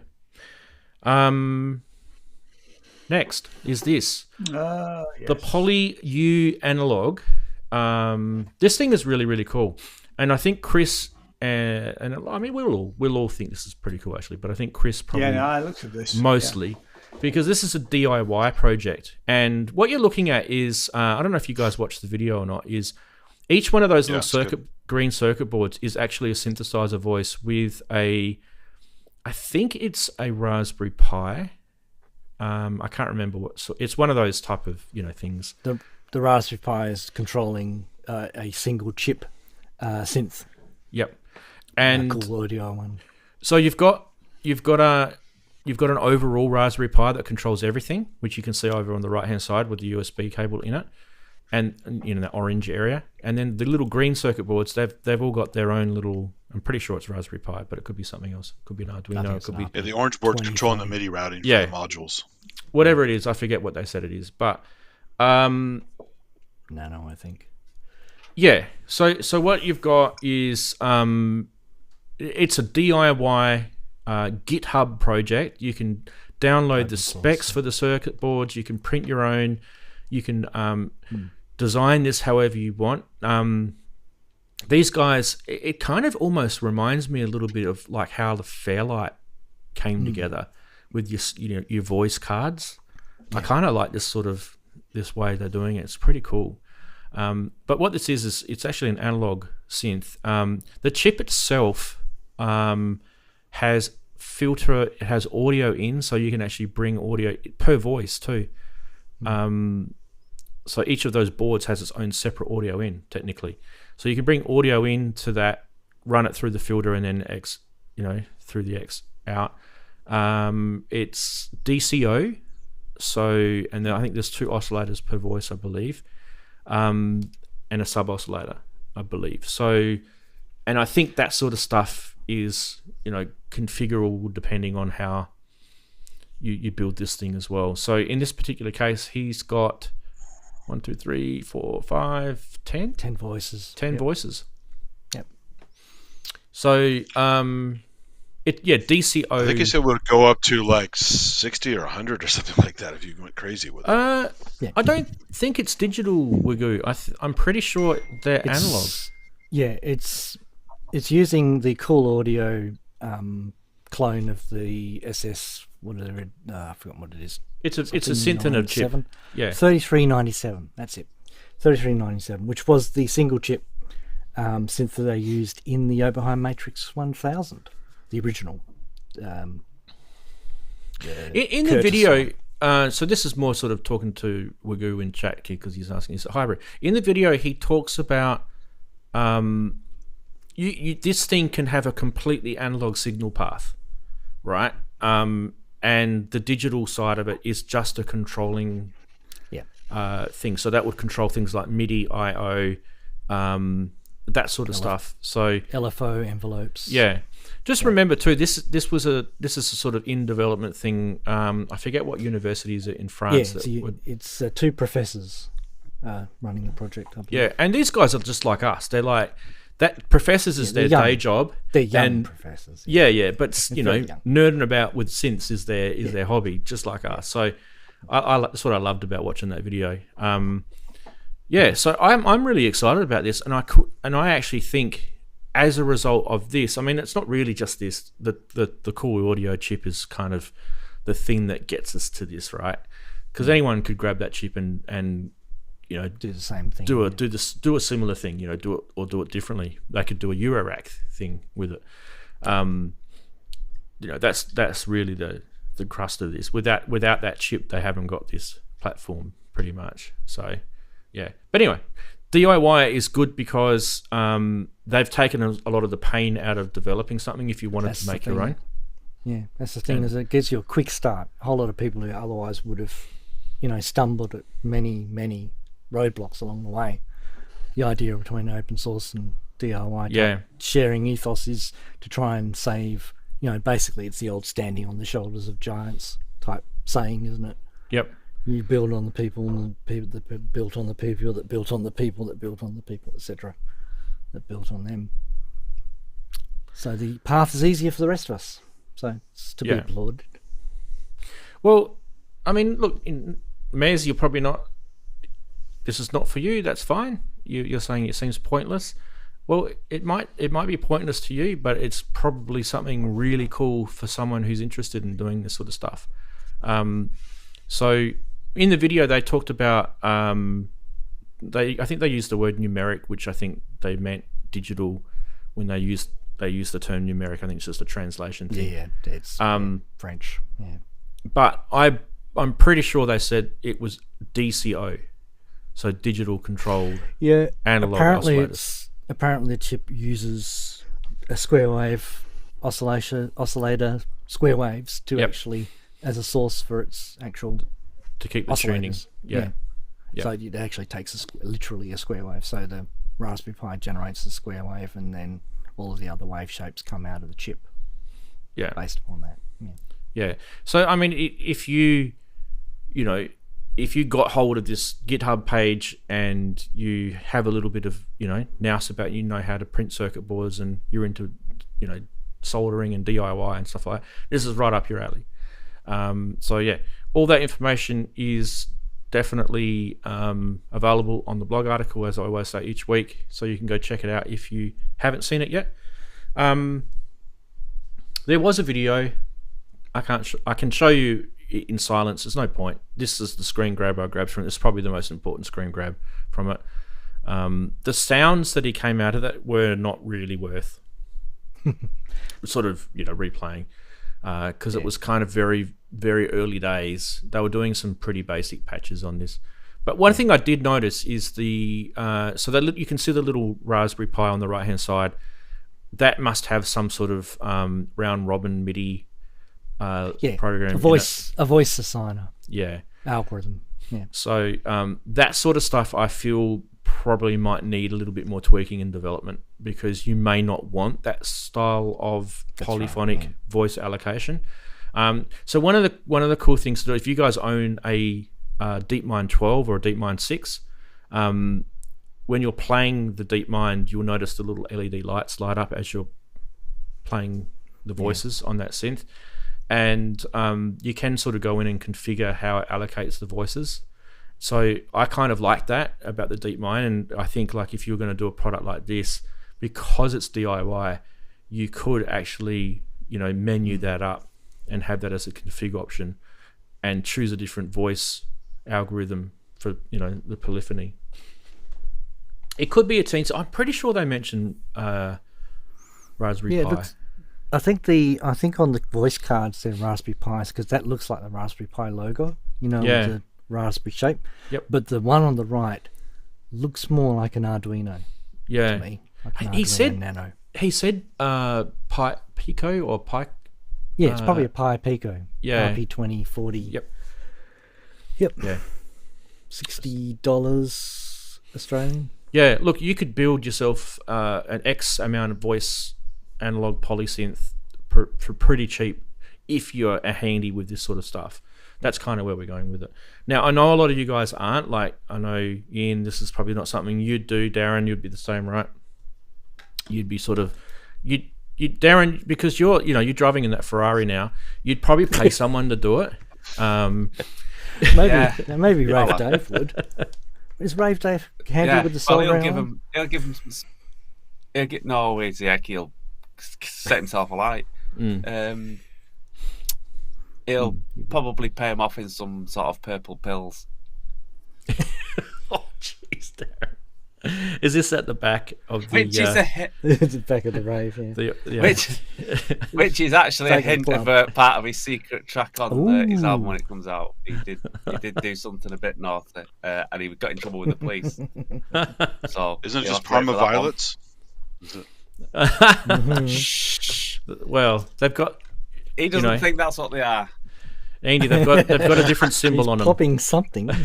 Yeah, exactly. Like a smiley face. Sure. I'm saying nothing.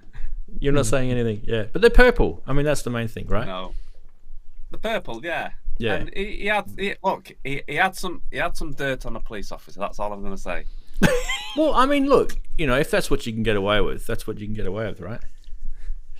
It's what happened. You'll see it on the secret track at sometime this year. All right, let's keep moving on. What else we have is this is a firmware update. Now, we really pantsed this when it came out. We pantsed it to death, the poor Kaoss replay. We really did. And I'm like, I think I remember one of us, it could have been me, it could have been one of you guys saying, hey, maybe they might do a firmware update on this, and they might have listened to some of the things that we said, you know, excellent. It needs. Well, they did do a firmware update. It's version 2, or it's actually 2.2 if you get it now. Who actually bought one of these? Who's got a Kaoss replay? Let us know in chat if you've got one.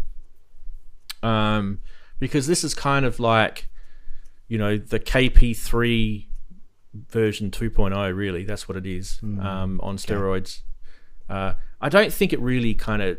It definitely wasn't an SP404. You know, obviously they can't copy Roland because, you know, there'd be lawsuits and stuff like that. It's not an MPC. It's not a Digitakt. It's trying to be them. It's getting there. Anyway, so the new features you're looking at are there's a whole bunch of new effects. Like this is the big thing they're talking about. There's new over 200 different Kaoss programs, which is double. So they used to have 100, now it's 200. There's an updated vocoder. So they've got things like unified scale across the different vocoder programs, and you can integrate them into different productions. They've got expanded sampling and looping, sample, play, or loop up to 16 pads simultaneously. That workflow has improved. The problem is the workflow's improved. It wasn't the workflow that was bad in the first place. I mean, it was, you know, it was nice to see that they've got improvement of it. What was bad in the first place, in a sense, was that you were restricted on effects, and the sample-based restrictions were kind of, you know, quirky. So there was a couple of things that they've done in the new firmware that does improve the sample. So they've minimized some of the menu diving, for example. Let's watch his little video. I don't know if we're going to watch the whole thing, but we'll watch it anyway. Daren will enjoy this. Look at Kaoss Replay Firmware version 2.0, which offers several new performance effects, workflow enhancements, and all new features. Well, here's our first feature. You're now able to customize the wallpaper for the Kaoss Replay. Before we get into the workflow enhancements and the new features of the Kaoss Replay, let's check out some of the new effects. There's now 81 new performance effects. That's several new effects for every category of effect, including vocoders and vocal effects. Let's have a listen to some of the new effects in the Kaoss Replay.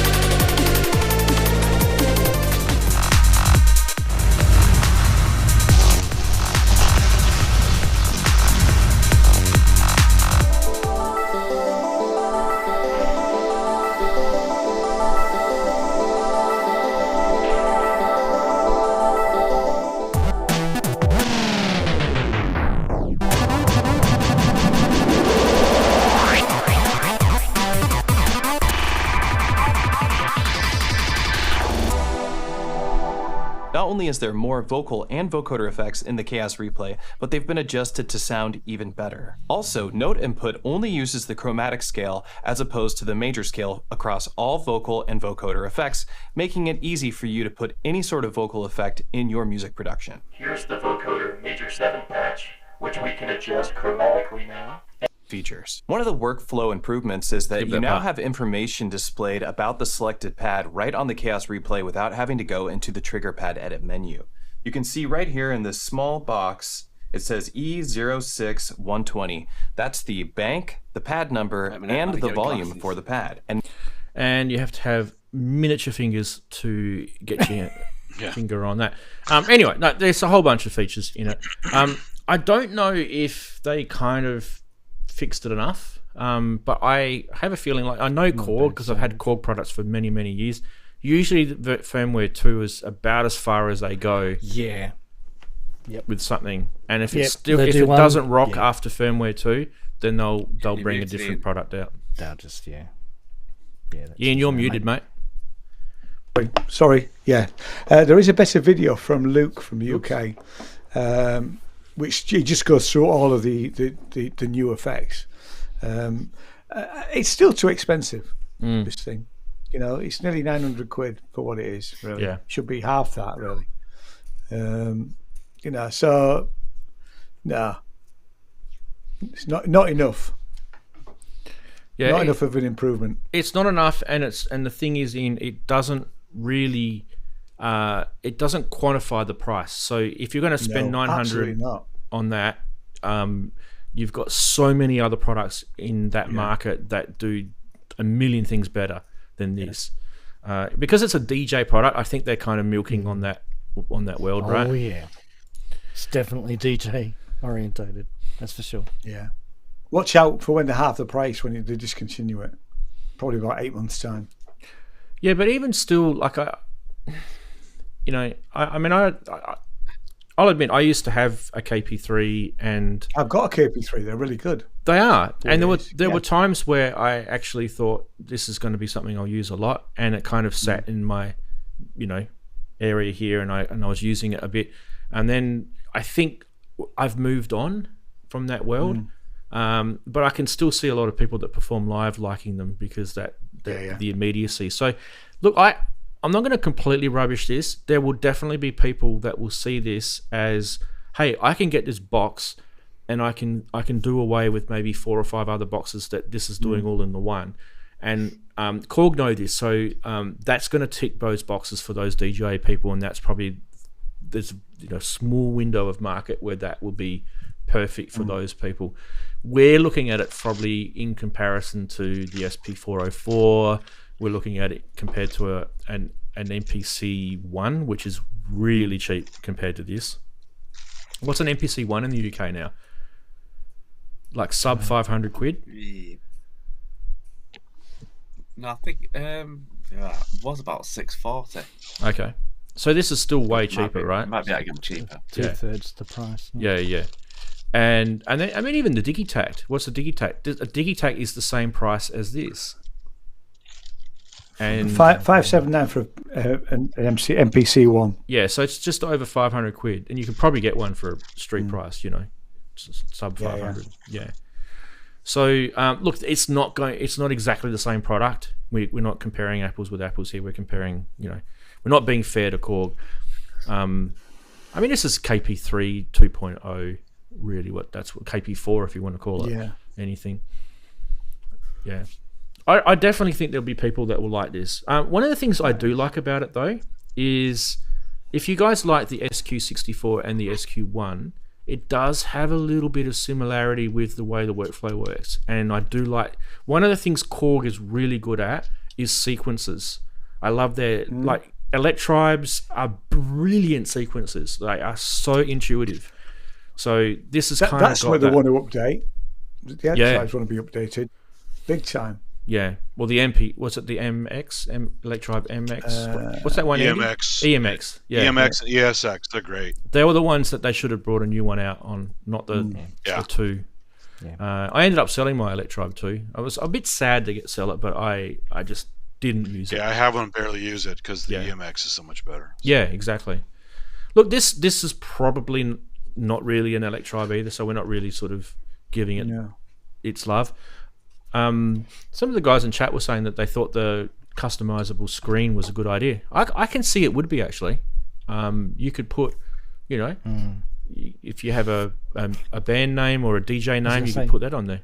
You could put a set list. Yeah, but don't make the text so small for the patch number and stuff. Yeah. When you're in a live setting, you want a bigger number. It's stupid. Yeah, or have it so that you can change that.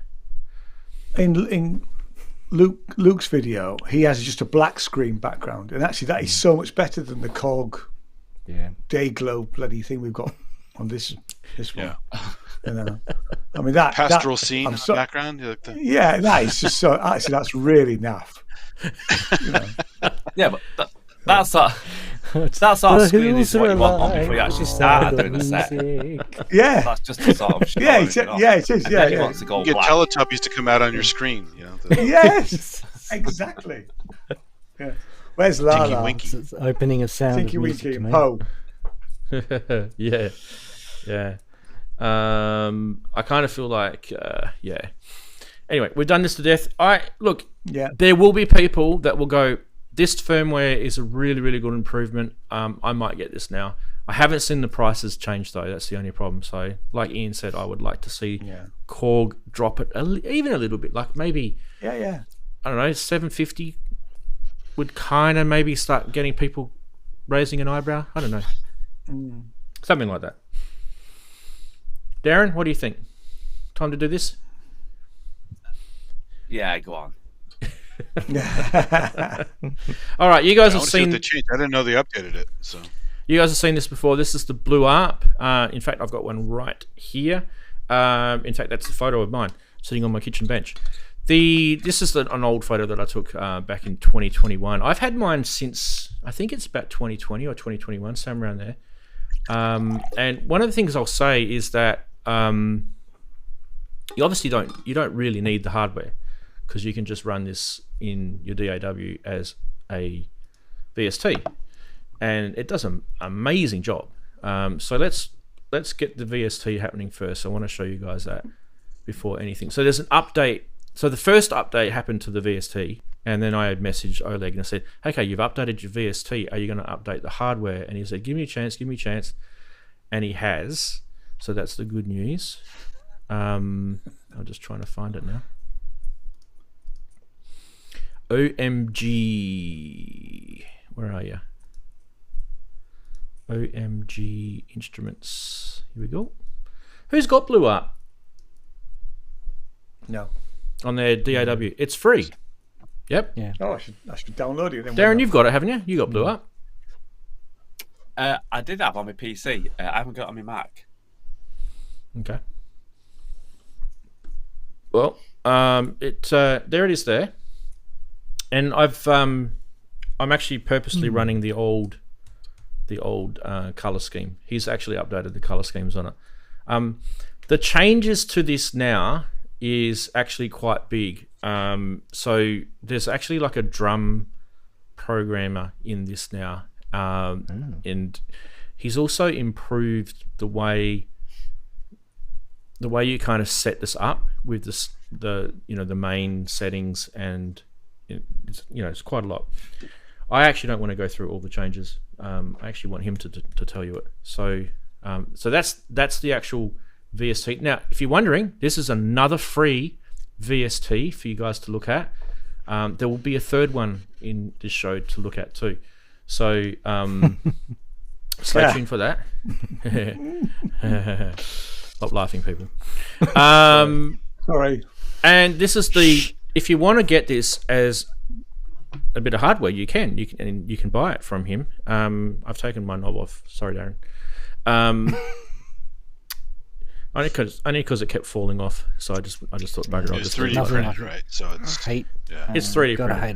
Gotta hate a sloppy knob. Look at the I/O in the back, guys. This is a MIDI controller. Yeah. Okay, so this is an arpeggiator-based MIDI controller. You have Jesus. DIN 1, DIN 2 in, and you have 4 DINs out. You also have a host. It's a MIDI host as well. It's powered by USB, and it's USB Type B. Hello.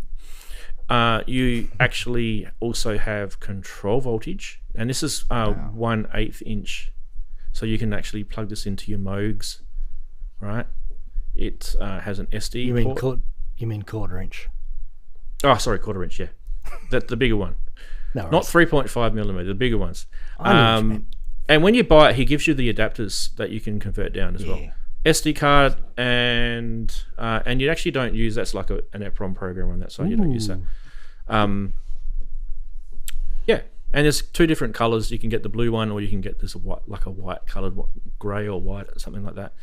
Anyway, the home screen. Okay, there's a few things that have changed on this. When you turn it on now, it will actually tell you. It's got a splash screen. It will tell you current firmware. And the home screen is a little bit. This is one of the criticisms I had with him when he first developed this. I thought that there was the home page had.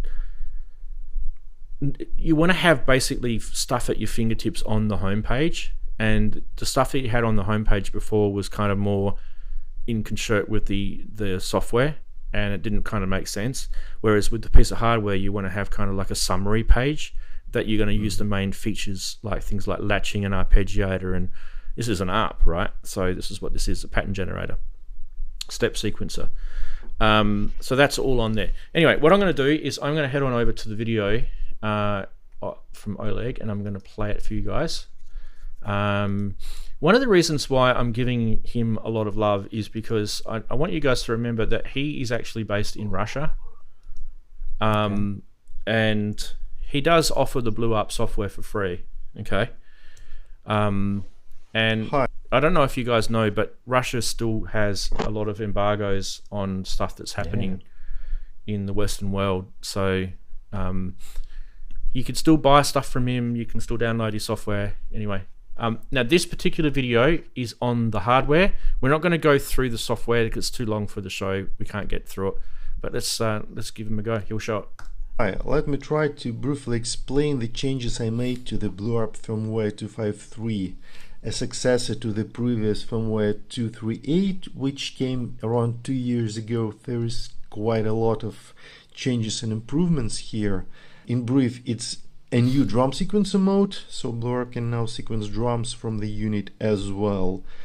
Chain variations and several GUI improvements I made. When I created quite a complicated performance on the unit itself, I realized that some things are not as convenient as I wanted them to be, so I decided to change a few things, and we'll check that. First of all, there is this new basics page. You see it right after the unit powers up, and also there is new logo screen along with the firmware version you see when you power up the unit. And you see it's immediately recognized as a USB MIDI device in my system. when it powers up. So here there are some essential settings like ports and channels you need to configure first when you start using the unit, and ARP state on, off, through, and other special options. And the main thing here that's not present elsewhere on the pages is operation mode, which can be either arpeggiator or drum sequencer. We'll touch it a bit later. Now let's go through the other pages. We have page 2 input filter, which was previously page 1, and the numbers shifted because we have this basics page in the beginning. The elements here are rearranged and they look a bit different, like value. So I'm going to stop it there because what I'll do now is I'll fast forward the video now to the actual drum sequencer mode, because I actually want to show you this is the new feature that's on this. I don't really want to get into the BlueARP's how you configure it and use it and things like that, because it can be quite deep, but it's also very, very, very simple if you don't need it to be deep. So don't be too scared about all these things, like you just saw the filter page, for example. The filter page is insanely cool because you can do things like MIDI filtering with this. And a lot of you guys who watch people do some funky stuff with MIDI would probably thinking to yourself, how do I stop something from sending MIDI through that and making it trigger that? Well, these sort of devices that have got MIDI filtering and have got those sort of abilities on it. All right, so head on over and we'll do the drum sequencer mode.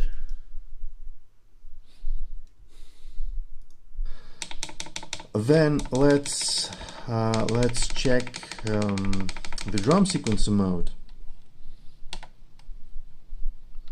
This way. And when you switch the modes, it gives a warning that all the programs will be erased, because for the drum sequencer mode it's a bit different program structure. But as we click OK, now I have the piano sound. So let me switch my motif to the drum sound. I have it somewhere. So yeah, this is stereo jam drum kit. Now we're playing the default drum program, and now let's try to kind of make a simple drum pattern. So let's add snares to steps 5 and 13. For example, grid editing mode will work for the drums as well, and here it will work much better, I believe. For example, I can toggle kicks for certain steps the way I want.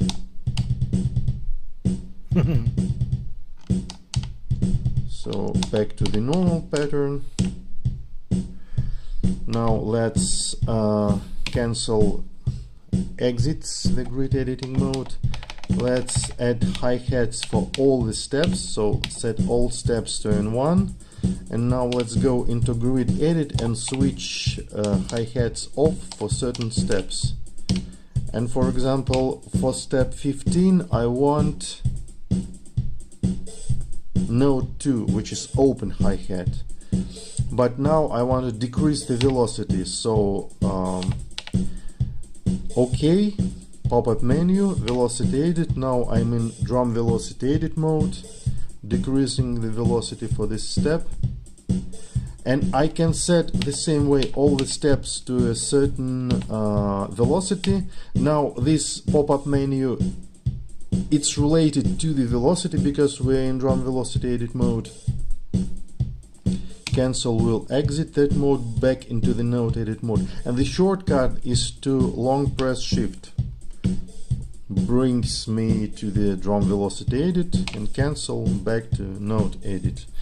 Then we have page 4 becomes drum lane editing page. Again, here we have our steps. Shift will bring us to the velocity edit, just the same as on the previous page. The main thing here is that we can change our drum notes, configure them here, just like in the plugin. It's a drum lane block on the left panel. We have it here. And for our drum rhythm, let's do the same trick I showed already with the plugin. For the percussion, let's set all the steps to random, so it's triggering the random sound for the percussion. Let's solo this lane, and now as I decrease probability a little bit to somewhere around 25%, I have just quarter of the notes triggering. Let's add some random velocity here and unsolo our percussion line. And also I can add to the hi-hats some add some random velocity to the hi-hats. So yeah, here we have our basic drum. Alright, that'll do. Gives you guys a bit of a deep dive into it. That is a new feature for the BlueARP. It's both on the hardware and the software. So if you do want to check that out, it's literally, free for you guys to download off the omg-instruments.com website. What on to Oleg Grey Wolf 2004? If you guys ever see him, he jumps into chat every now and then. I did tell him that he's on the show, but don't forget he's in Russia and they might have some embargoes about getting onto YouTube. I think he's posting his videos through VPN at the moment, so wow. I'm sure he's getting them out there. That's awesome. Now, I mean, look, this box is basically an arpeggiator on steroids. It's a pattern sequencer. It's not really a step sequencer, but you can use it kind of as a step sequencer. So when you're thinking about this, whether it's an arpeggiator or a drum sequencer, it's more to do with arpeggiated type rhythms. And if you watch his videos, he goes into a lot more kind of detail about some of the cool funky features that you can do with this thing. There's also some videos on my channel that we did a few years back where I've got stuff running through CV out of this thing through MIDI. It's transposing as I'm using so I've set up a MIDI keyboard and I've set up the splits on it, and I've got the left hand side as the bass note and I might have that as the root. So I might be changing from a C down to a an A or a G, and it will transpose the whole arpeggiator things across all the different instances. How many instances was there? Can you remember, Andy? I think it was 6, wasn't it? 6 instances or something? I think so, yeah. Yeah. Yeah. So you can run... Again, mine's in a bag. I have to pull it out again and start playing with it. There's a lot of, you can run all the instances at the same time. And so you've got... you've got one that might be driving your bass line. It's an arpeggiated. This is all arpeggiated, right? So you can have literally one box driving arpeggiators of 6 different things at the same time. And as you're playing this, it's transposing. It's you can go from different patterns. So you can have tracks in a way. So it's pretty cool, and it's a different sort of take on music development and production. In my sort of theory, I kind of like it because it's more a performance tool, and because it's generating MIDI, you can just literally just have your DAW record all that MIDI data at the same time. So that side of it, because it's class compliant, USB MIDI class compliant, plugs in, literally recognizes it straight away as a MIDI device. In fact, I'll show you guys that because that's a pretty cool feature. I'm going to have to go, Ranz. So yeah, mate, I'll catch you all guys next week. So bye, everybody. Thanks, Ian. See you, buddy. Cheers. Take care. Bye. Bye. Have a good week. Let's jump on over to Ableton. I just wanted to quickly show you this. Let me just close the BlueARP app for a second. I'll just do Command, and we'll jump into Preferences, and we'll go into MIDI, and you'll see down here all the BlueARP stuff comes up. It has every single MIDI output as a separate. Yep. That's cool. It is really cool, and all the inputs as well, the 2 inputs. That's good. Yeah, good really, really, really cool. And so you can actually control this through your DAW if you wanted to. And for those who own MPCs. You see all of that in your MPC as well. So there you go. Now, I did get a message in chat. Sorry, I did see it. It says something like, Ranz, please check my message to SynthAddict and JS3D above.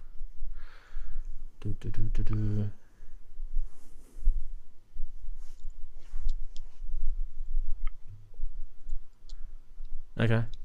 Don't worry about that, man. Don't worry about it. It's all good. Cool. What are we going to do next? We are going to go... Do you guys want... Is there any questions about the BlueARP? I think it's pretty basic, right? Only one question. Can you run the drums at the same time as the arpeggios? I don't think so. I think it's a separate mode. Yeah. It's a different thing. Yeah, it's a new thing. You had a whole new mode to it. He said it was a whole different firmware. Yeah. So it replaces the firmware. Yeah. I kind of feel like you'd if you were sort of really relying on that, you'd buy another box. Or exactly. Yeah. But yeah, I don't think the brains in that thing is that huge, so I don't think it's that powerful to do that. It's got a small processor in it. Yeah. Cool. Next. Well done, Oleg. Good job. Next is this. Do you guys see the leak? The leak. Yeah, it's dripping away in your ceiling right now. This is a leak that has, I think, I can't remember who leaked it. I think it was Paulie on the ProSynth Network leaked it. And I don't know where she got it from. But anyway, basically, if it hasn't been announced yet, this is the sequential / Oberheim version of the Take 5. But based on an Oberheim synth engine, whereas the Take 5 was based on a Prophet engine. And it would probably be similar sort of price and spec and build quality to the Take 5. So it'll be like because it's Teo 5, it'll probably be a 5-voice analog polysynth with, those sort of features. But from what I've been told, there you go. Robbie said a leak was on Gearspace. Cool. So from what I got told, those who own the Take 5 have actually been pretty impressed with it. They know that it's not quite built the same as. Oh, by the way, I'm going to put Daren in where Ian is because it's kind of freaky. Ian is paused forever. Layers. Which one's Ian? Is he 3? There you go. Hey, Daren. Hey. So yeah, with this, I'm guessing it's going to be synth super booth. That would be my guess, that you will see this in super booth. Yeah, I actually really like the look of this, and I'm kind of thinking, like, when the Take 5 came out, I was kind of thinking, I might get it. I never did because just money short, but I've always wanted an Oberheim, and I know Behringer are going to do one. Well, they've already done the 8. Yeah. UBX. So it'll be interesting to see what the price is of this, because it's obviously competing with the Behringer, and I mean, I have to admit the Pro 800 was amazing from Behringer. It is basically a poor man's Prophet. That's what it is. But with that Gleegly mod implementation, the envelopes in it are incredible, and you can get it to sound pretty much like a Prophet with that. With it's sort of a few caveats, not quite being the same. But I actually really, really, really think it's a good synth. So it'll depend on how this sort of hits the streets. I mean, obviously, because it's a keyboard and it's it's got to have some they've got to have some return on the price. It's not going to be super cheap. No. Did any of you guys get a Take 5 or play around with a Take 5? No, listen to videos, but that's about it. Short play with it, not much. Guitar Center.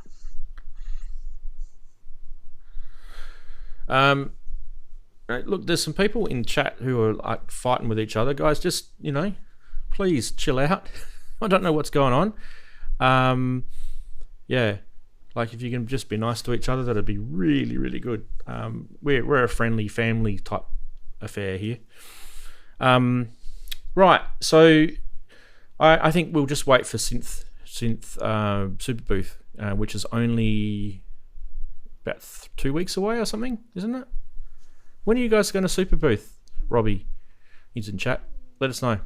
By the way, if you are thinking of going to Super Booth and you're living in that part of the world, if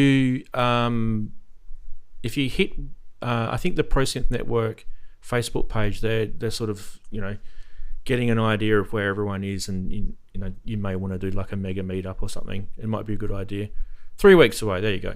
So it might be worth as a little sort of point there to, if you're going. Daren, are you going to go, or you're working? Muted. I'm working. Unfortunately, I never get to go to any of these things. That's like me EMOMs. I'm struggling with that because I'm working. Yeah, fair enough. Maybe one day you'll get over there, eh? Aye, hopefully. Yeah. Yeah. It's one of those cool things. One day. Yeah. All right. Now, I did mention to you guys that we will have a look at something else that's free. So that is the thing that we showed last week that we couldn't show you properly because they didn't really release it. And that's the Behringer. That is the Behringer. Vintage, they're calling it. So let's drop that into a Ableton channel. We're going to open that up for you guys. Have you guys got this yet? Who's got it? Hands up. I couldn't get even registered with Behringer. Yeah. Music Tribe. Yeah. The submit button kept on being grayed out. I couldn't get it on the day they announced it, but I got it earlier today. So the first day it was complete train wreck on their website, but today I was able to register it, and here it is. It's very quiet, isn't it? Why is that so quiet? Oh, probably because I have that turned down. That might help. There we go. It's just like any VST. You've got patches. I don't know. Let's pick some.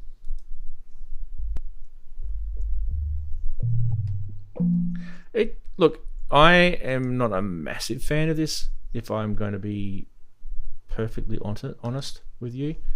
I kind of feel like it's a little clunky.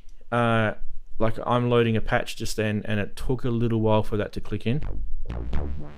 And you saw me using the OsTIrus emulator before, and I was loading really complex patches before on that, and it wasn't taking ages to load.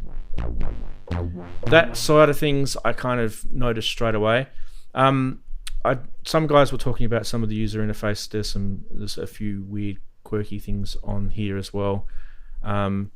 But it's supposed to be an analog vintage style, VA type synth. So I guess, it might be handy for people in that sense. So you'd have an oscillator, you'd start with that, you would select the type of waveform. So you've got those buttons across here. I'll just zoom in a little bit so you guys can see them. So you got the sine, the sawtooth, and the square there. Once you've selected that, then you can muck around with all these settings. So when you click on these things, like the screen changes. So if you click on LFO, you get LFO settings, VCO, VCF, and it's a relatively cool sort of interface in that sense. It's not too bad that way. Look, it's free. We've got to remember this thing is free, so let's not be too hard on it. Don't expect it to be amazing if it's free, but I still think it might be okay for sort of some go-to VA type sounds. But there's a million. I don't really get it. This is kind of what I'm getting at. There's a million VA VSTs out there. What is this adding? What is this doing that's different, that's groundbreaking, other than the fact that it's free? There are stacks of free VSTs on, on the net. Anyone, who else has got this? Have you got this, Andy, yet? Not yet. I've heard. I caught a piece of it on PSN when I was driving around, and I was like, "Boy, it does sound pretty bad." So I'll probably give it a go, but I'm not too excited about it. So yeah, I mean, look, like any synth, you can make it sound better with effects. Like let me grab a different patch, and I will. I don't know. Is there sort of like a brassy sound thing here?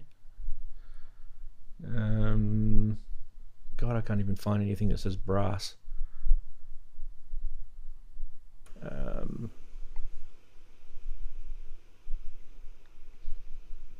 Fifth Element? What's that sound like? Oh, and the patch just takes a little bit too long to load.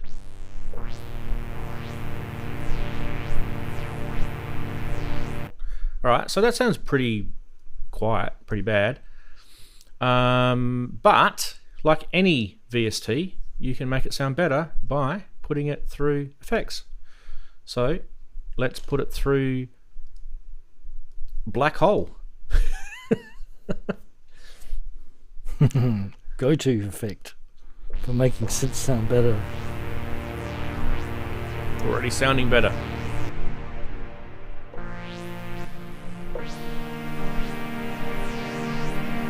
So that's kind of what I'm sort of getting at. Like, you probably need to sort of use this with something else straight away, and you'll start to feel okay. But the fact that it's software, can't they just have some effects and stuff in there already? Why do you have to treat it like a Casio, an old Casio? Yeah, I know.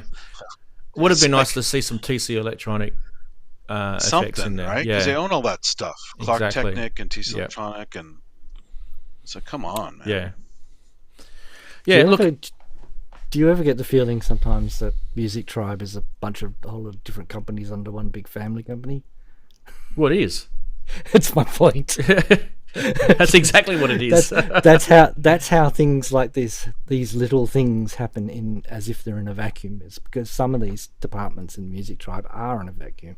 Yeah. I mean, look, what's the harm? At the moment, it's free. I know some people are saying that it might not be free in the future. Maybe it might not be. They actually did that, the Reverb like marketplace thing for free as well. I'm not sure how much that lasted. I think it didn't last that long, did it? Pretty sure that got shut down after about a year, right? They've done a bunch of stuff that is kind of benevolent in that sense. Like, they've given away the MS1 keyboards to a lot of schools and charity organizations and things like that. So I'm not going to be against it at all. I think it's actually a great thing. And if you're a kid and you're starting out and you want to learn a bit about synthesizers, a free VST giving you virtual analog, that's a cool start. Why not start there? I guess there's plenty. KV. You'd go on KVR, wouldn't you? There's plenty there. On KVR. So. Well, there's plenty in your DAW as well. We started, isn't there? So yeah, lots of stuff out there. Yeah, but just remember too, like, it's like anything. You can always uninstall it if you didn't like it, or you can just never install it. I like the chat basically said Ian hasn't convinced himself yet. He's still thinking about it. So yeah, we need to do something about Ian. Sorry, guys. He hasn't decided whether he likes the synth yet or not. So.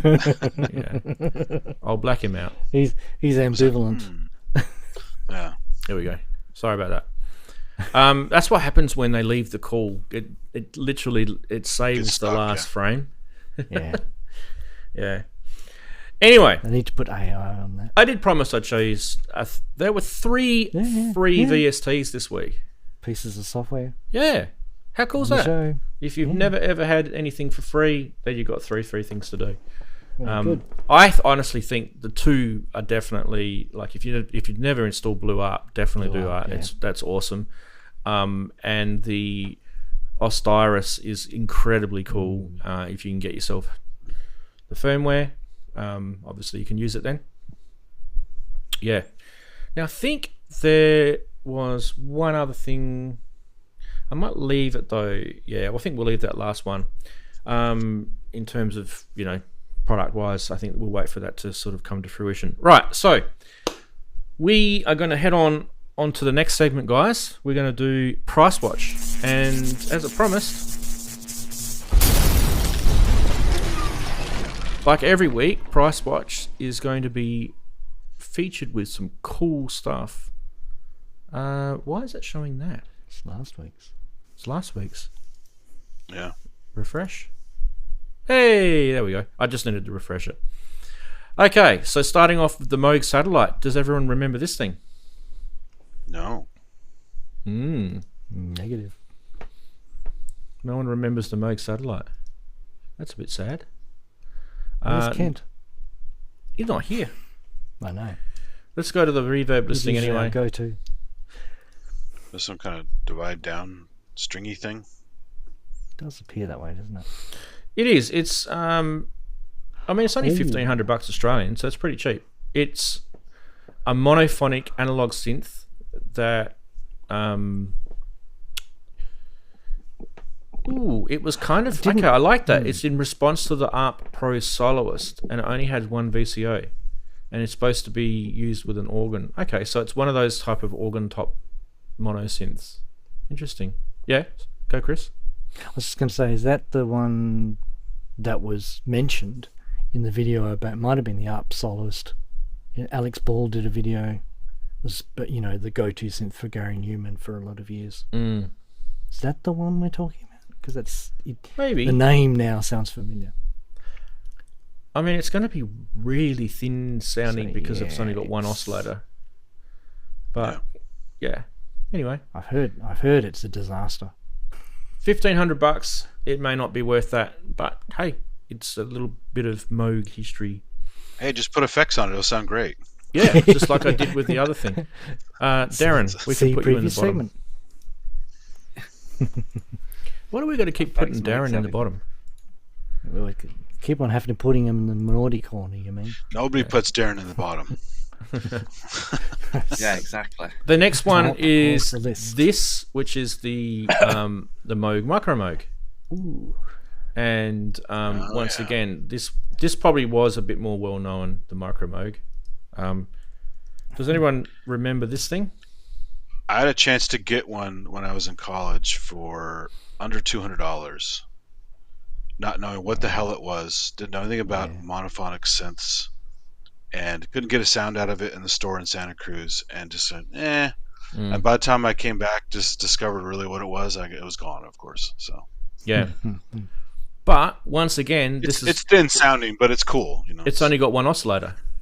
So it has the ribbon though, which is cool. It does have the ribbon, yeah. But this is going to sound pretty similar to the other synth that we just showed. This has got one oscillator. Yeah. There might be some subtle differences between waveforms and the way the filters work and things like that. This thing is more sort of your standard mono synth that you dial knobs and get the sound you want. Yeah. And that one's 2,550 Australian, so Harvard, what's that, 1,250-ish pounds, if you were getting it in the UK. I think it's based in Chicago, Illinois, if you wanted to get that one, Andy. Might be a bit of a drive, though. No, I made it years later. I got a Moog Rogue, which is really nice. So yeah, steps all over this thing. Oh, yeah, definitely much better. Pity Ian's not here because I reckon he would have liked the next one. The next one is the Korg 770. And these were another top of the organ type synths,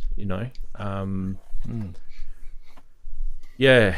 Monophonic again. This one's a bit newer. It's like mid to late 70s, like 76, somewhere around there. Does it have 2 VCOs on this or one? I think it might only be one VCO on this as well. But you got 5 waveforms. You had triangle, sawtooth, square, pulse, and pulse width modulation on this. Oh no, it has 2 VCOs. That's right, it does. It has 2 VCOs. And you could tune the offset between them.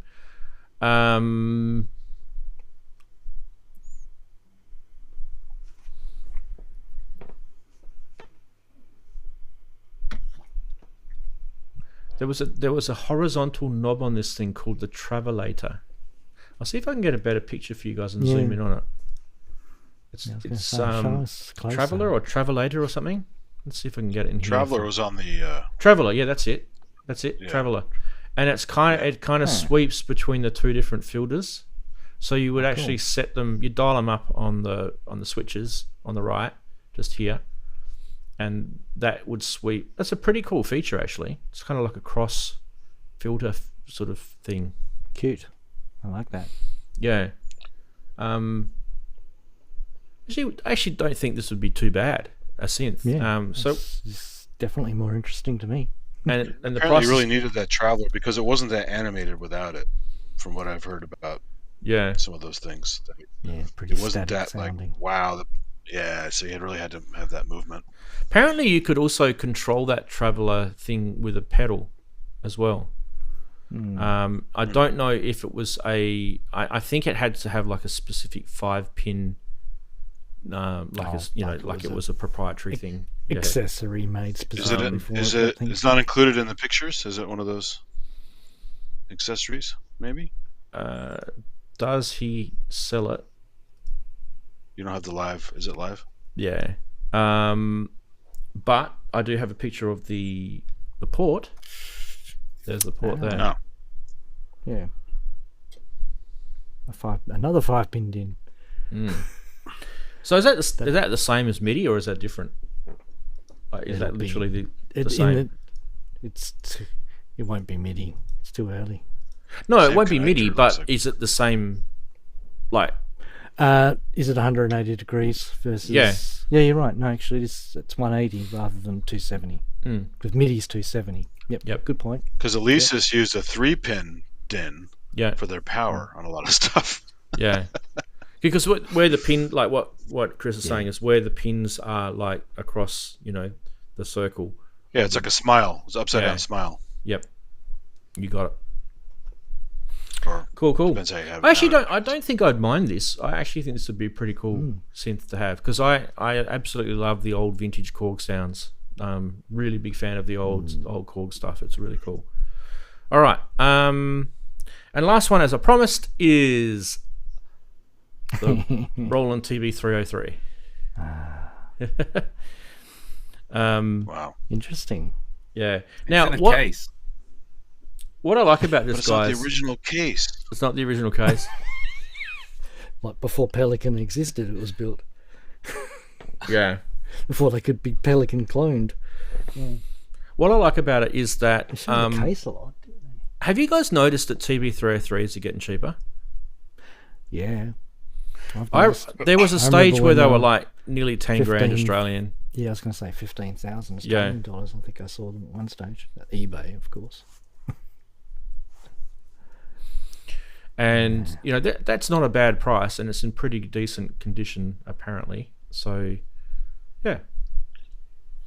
I mean, the ones you see that get used a lot for shows, all those little knobs, they have the wear from the fingers rubbing the plastic. Yeah. All the tweaks. There is tweaks. There is a listing for this you want me to show if you want. I'll just grab it. Yeah, that's interesting.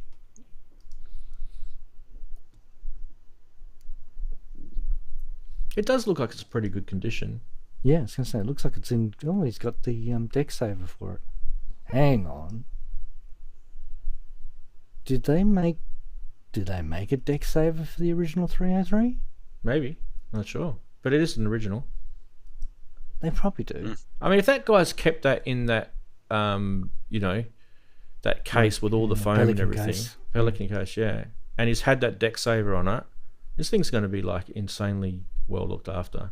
It does, like that photo there, you can see there's a little bit of scratching. You can see that it is genuine vintage stuff because, What's that little widget on the top? Is that the sync adapter? Yeah, sync. Oh, okay, sync 24 adapter. Duh. Yeah. Answer my own question. Yep. There we go.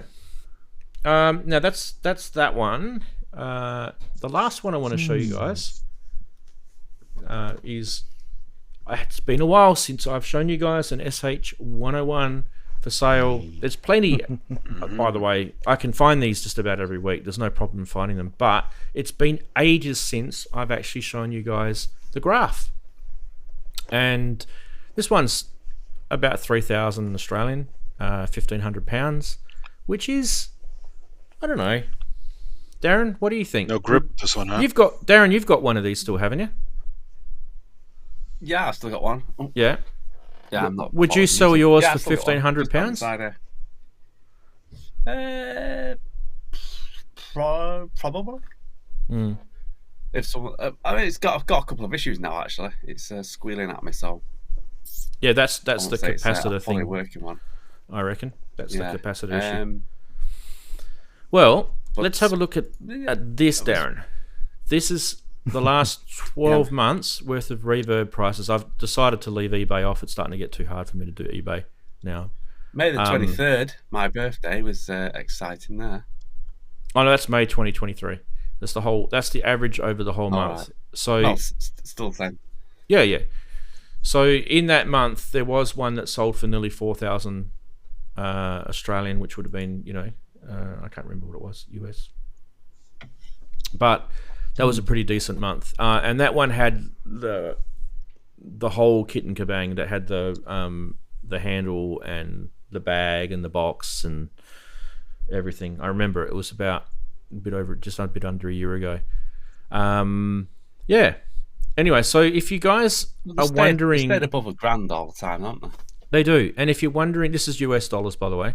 If you're wondering if the Behringer MS1 has affected your used SH101 prices, what would you sort of deduce from this? These are actual figures. So what I'm showing you here is every month I've averaged the sale figure. In some cases there might have been 3 or 4 sold, but most months there's usually a couple. So you do get a sort of a high and a low. So this is your average each month. What would you guys deduce? Is that going up or down, or is that kind of just doing normal what a used market would do? Looks pretty stable to me. Yeah. Statistically non-significant, as they say. Yeah. Yeah. How's the Juno 6 doing then? Because they haven't. Well, there is some clones, but there's nothing like a cheap clone. I suppose the DeepMind was supposed to be, but that's not an actual clone, is it? Whereas the SH1, you've got your Behringer complete clone of it. Literally clone for clone. Even down to the name when they first released it, right? Yeah, exactly. Whereas the Juno, there isn't actually a. Well, there's all in Juno X, I suppose, now, isn't there? But not a cheap or a cheaper version. Daren, this is going to be Australian dollars, so halve it.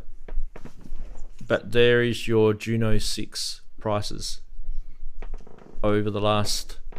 Yeah, so apart from that big dip, there's 2 years worth. Yeah, I still said Juno 6 is around $1,000. Yeah. Yeah. I think like it's if the someone 60 that gets killer prices. If you're getting £1,500 for one, I think you're doing really, really well.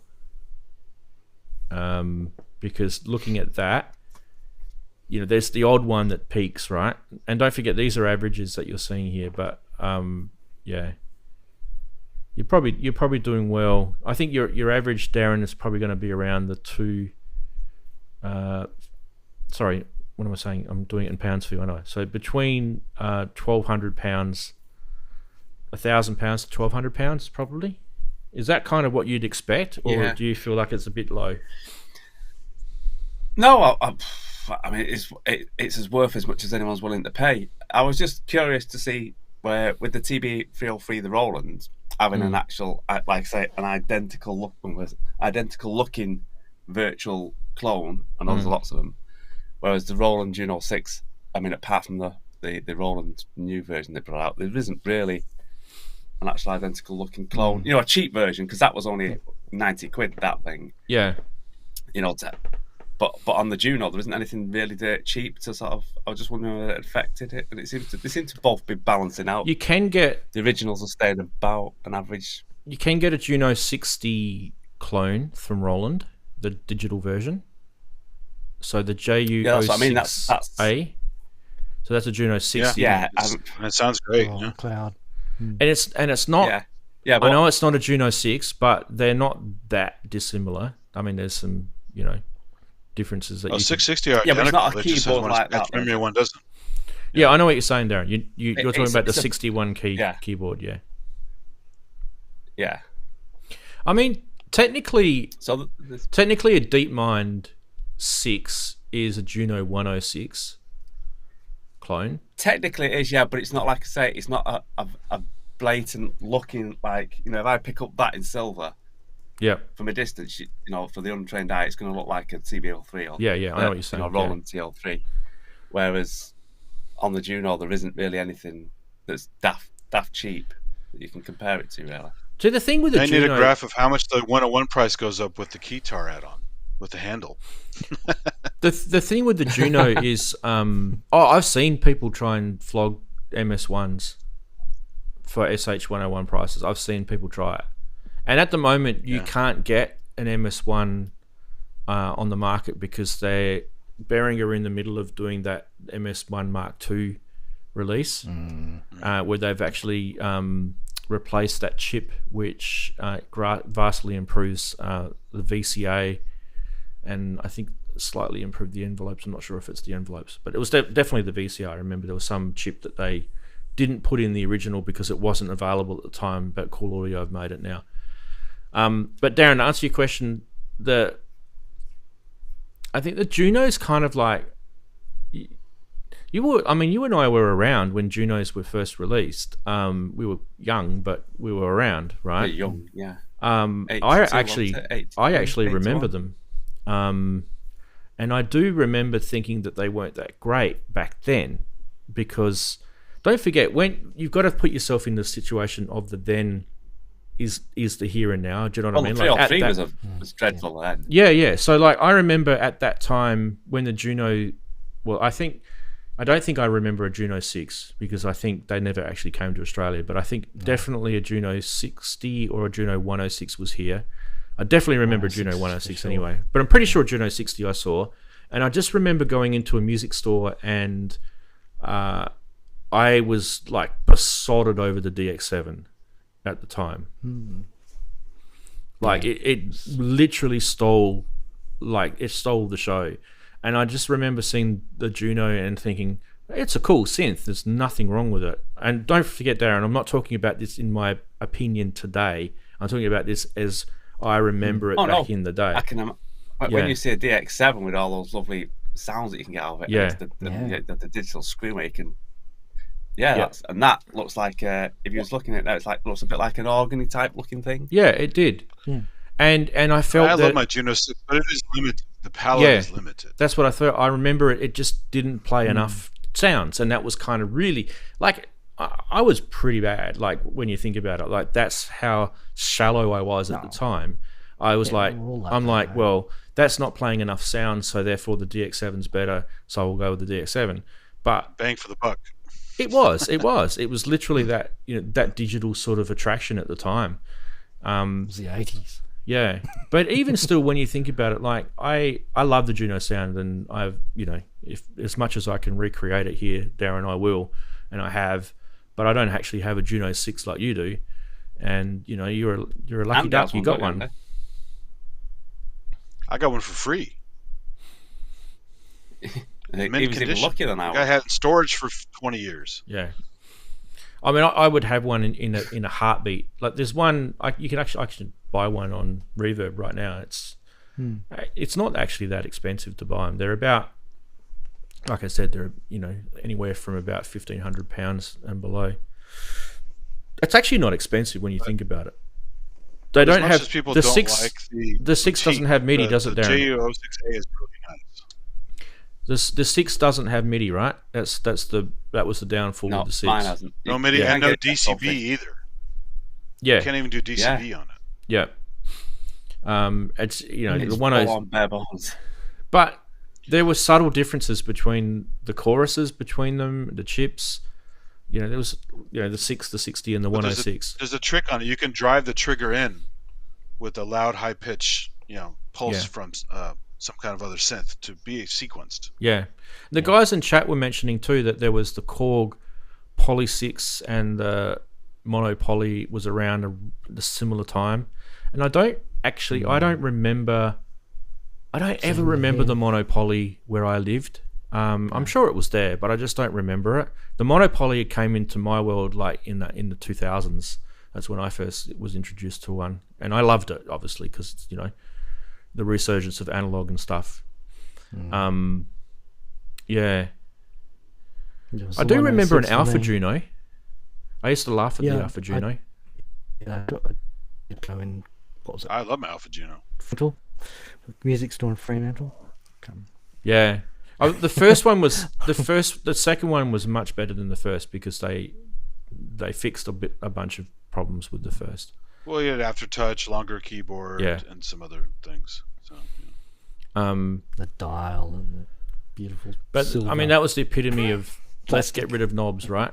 That was Roland's. Yeah. Well, that's why I got the PG300 for it, so I can have fun with it. Anyway, so that was Price Watch. We had the two Moogs, the Satellite, the Micro Moog. We had the TB303, and we had the Korg 770, wasn't it? Yeah, 770. Which one would you get? I like the 770, the Korg one. Yeah, 770. I think that was so. Pretty good. Yeah, wasn't a bad price either, was it? You know, it's about 1,500. Quite reasonable. It's about the same price as a Juno. There you go, Daren. Well, my two favourite synths in here are obviously the AM1X and my Juno. Yeah, I absolutely love the AM1X. It's an amazing synth. Really, really good synth. And I'm really surprised that Yamaha haven't done something, you know, again with that. Not to just bring out the same thing in a new, fresher looking design, but I mean talking about like just building on that platform, on that PLG 150 AN platform. Well, you see what they usually do now is they'll give you a subset like the Mo DX with like horrible keyboard on it, right? And then save all the goodies for the flagships. They want you to buy the flagships. Yeah. Which is sad. So. Yeah, I mean, I'm kind of still... So I don't really mind these companies doing what they do. They've definitely done their research, and what we think doesn't necessarily mean what the market's demanding. Like, I remember when the Roland brought the Phantom out, you know, and then they brought the Phantom 8. Was it the Phantom 8? The one that's kind of like the refresh on it, and it was slightly cheaper.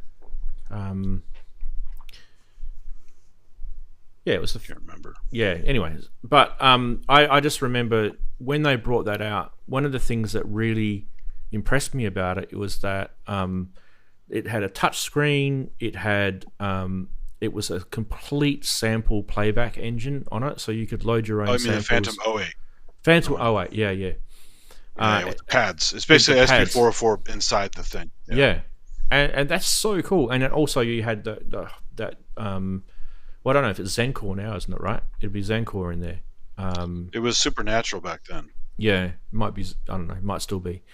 But the thing was really super powerful, and there's I've seen a lot of people, like, you know, outside of my little world of, you know, what I've got here, when I start venturing out and like looking at people performing in front of thousands of people in big stages, big concerts and things like that, I start to see these sort of synths as go-to for people that are in that sort of environment. Like, I'll give you an example. I went to another Michael Jackson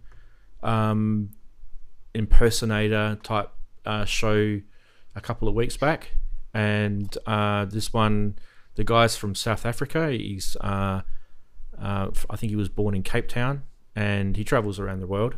I'm actually going to another one. I think it's kind of later in the year, like September. And this is my wife pushing all this, by the way.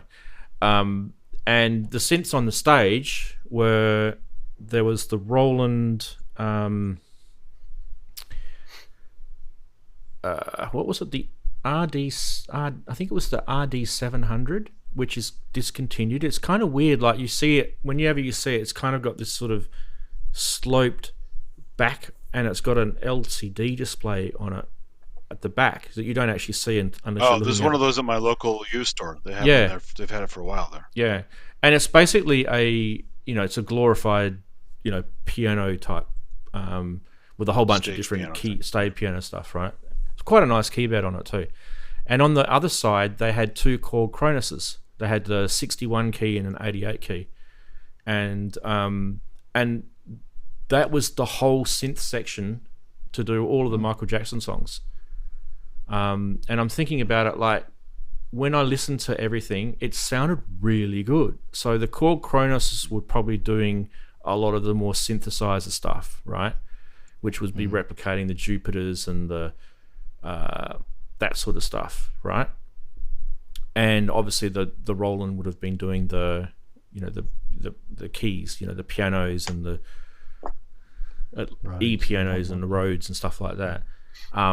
And it sounded really, really good. And I was thinking to myself, the one I saw last year, the thing I liked about that one was the singer was on song, but the band let me down. Whereas this one, the singer wasn't so good, but the band literally knocked my socks off. So, It's funny, isn't it? and we're really critical when we go and see cover bands, right? Like, if I did a cover, like I did a cover recently, not recently, it's probably a couple of years ago now. I remember doing the Florian tribute, where I did the model cover, and you can't ever replicate what Kraftwerk would do, and that's why I remixed it instead. That way, I can only be wrong. But the thing is, not in the true sense. I was listening to this guy they did Thriller, and we all know what sort of instruments were in Thriller. There was an ARP 2600 in Thriller. There was a Jupiter 8. There was I think there's CS80 in it as well, right? So when these guys did it, one of the things I thought to myself is, oh, come on, Vincent Price needs to go on right now. And bang, Vincent Price went on. I'm like, whoa, they actually used a sample of Vincent Price. I was actually really impressed. Cool. And I saw the guy hit the pad on the keyboard. And I'm like, yes, these guys are really set up. And that kind of impressed me because, we would have Attention gone, to detail. surely you could have done that. But they did. Whereas the band, last year, they didn't have Vincent Price sample. They had some naff guy, try and make it sound like it was Trying to him. imitate him. Yeah, it was pathetic. These guys they just sampled him, and I thought, just do that. It's perfect. They didn't need someone to emulate it. It's just a small, theatre that we were in. No one cared. No one was going to ring up Sony Records and say, "Oi!" I don't know if Sony Records, by the way. God, But yeah, There's a the group one that was there around for a while is, called the Fab Four. probably Red Bull. Have you heard of the Fab Four? They're imitating the Beatles, oh yeah. but doing it live mostly. But a few things they had obviously some samples of just to fire off for the sweet spots, and it really worked. It was great. Yeah, see that's clever. I like that because they know, hey, we're not going to hit that. We're never going to be able to replicate that. So we'll just blend that into the mix, and people they'll just buy it. As in like they'll believe it. So, yeah, be interested to see this other guy that we're going to see later in the year, Andy, because he's from Las Vegas. If you don't do a remix, a reimagine. Yeah, well, I mean, I understand that too, Daren, because that's cool. But do you guys know that? Do you remember that song, "Send Me an Angel"? It was was an 80s song. It was a smash hit in the US. It was actually an Australian. Real life, right? Yeah, real life. It's an Australian guy that wrote it. Yeah. Okay. And he remixed it, I think, about 10 years ago.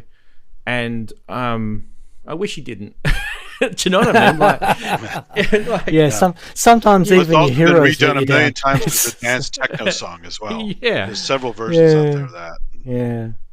I was listening to it the other day, and I just thought, no, what are you doing? The original's great. Yeah, the original was perfect. It had yeah.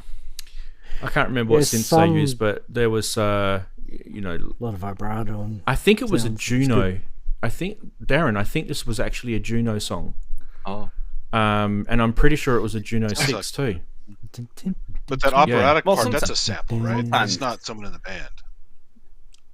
I'm not sure, but the main sort of synth riff on that song was a Juno, and sounds like sometimes like a remix or a reimagine. I mean, look at the Pet Shop Boys West End Girls. I mean, the original version of that they had didn't seem to go anywhere, and they tweaked it, remixed it as you would say, and bang, it was a massive hit. So it's but that was within, not always the best, but then again, what was the bass synth in I love that bass. That bass line is huge, isn't it? Do you know what the bass synth they use in that? Bloody hell, I did. Yeah. One of the annoying things about the Pet Shop Boys is that whenever they performed on television, they always played the emulator for every part. Yeah. And it took years before I realised that wasn't actually recorded from an emulator for every part. It's just like, that explains a bit. Yeah. And they were huge with the Fairlight, the Pet Shop Boys. They used to use that as well. And we talked about this with other artists recently, but when artists used the Fairlight in studio and they made their album with the Fairlight, they didn't lug a Fairlight onto stage and perform with a Fairlight, because it's just it would be stupid for a start, because those things would fail on you if you move them and things. They're more like you would then get the sample and you'd put it onto an emulator, because the emulator were more portable to put on the stage.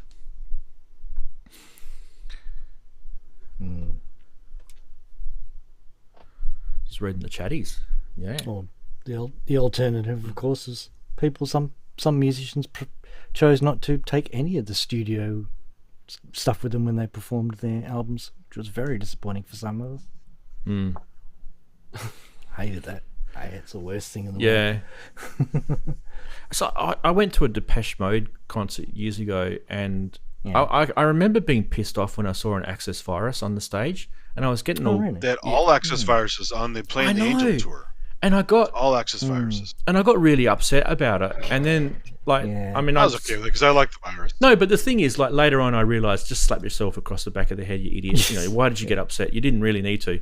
But they obviously were using the viruses as keyboard MIDI controllers, and they were, they had their racks. They had huge racks of. Also, remember, those perfect shows are all pre-sequenced, at least 50%. So it doesn't really matter.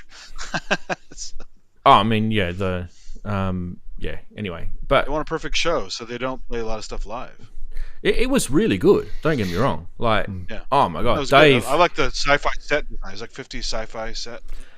Dave's charisma in live, he will just swallow everyone up. He's got such a big charisma, that guy, when he's in front of the stage. He's amazing.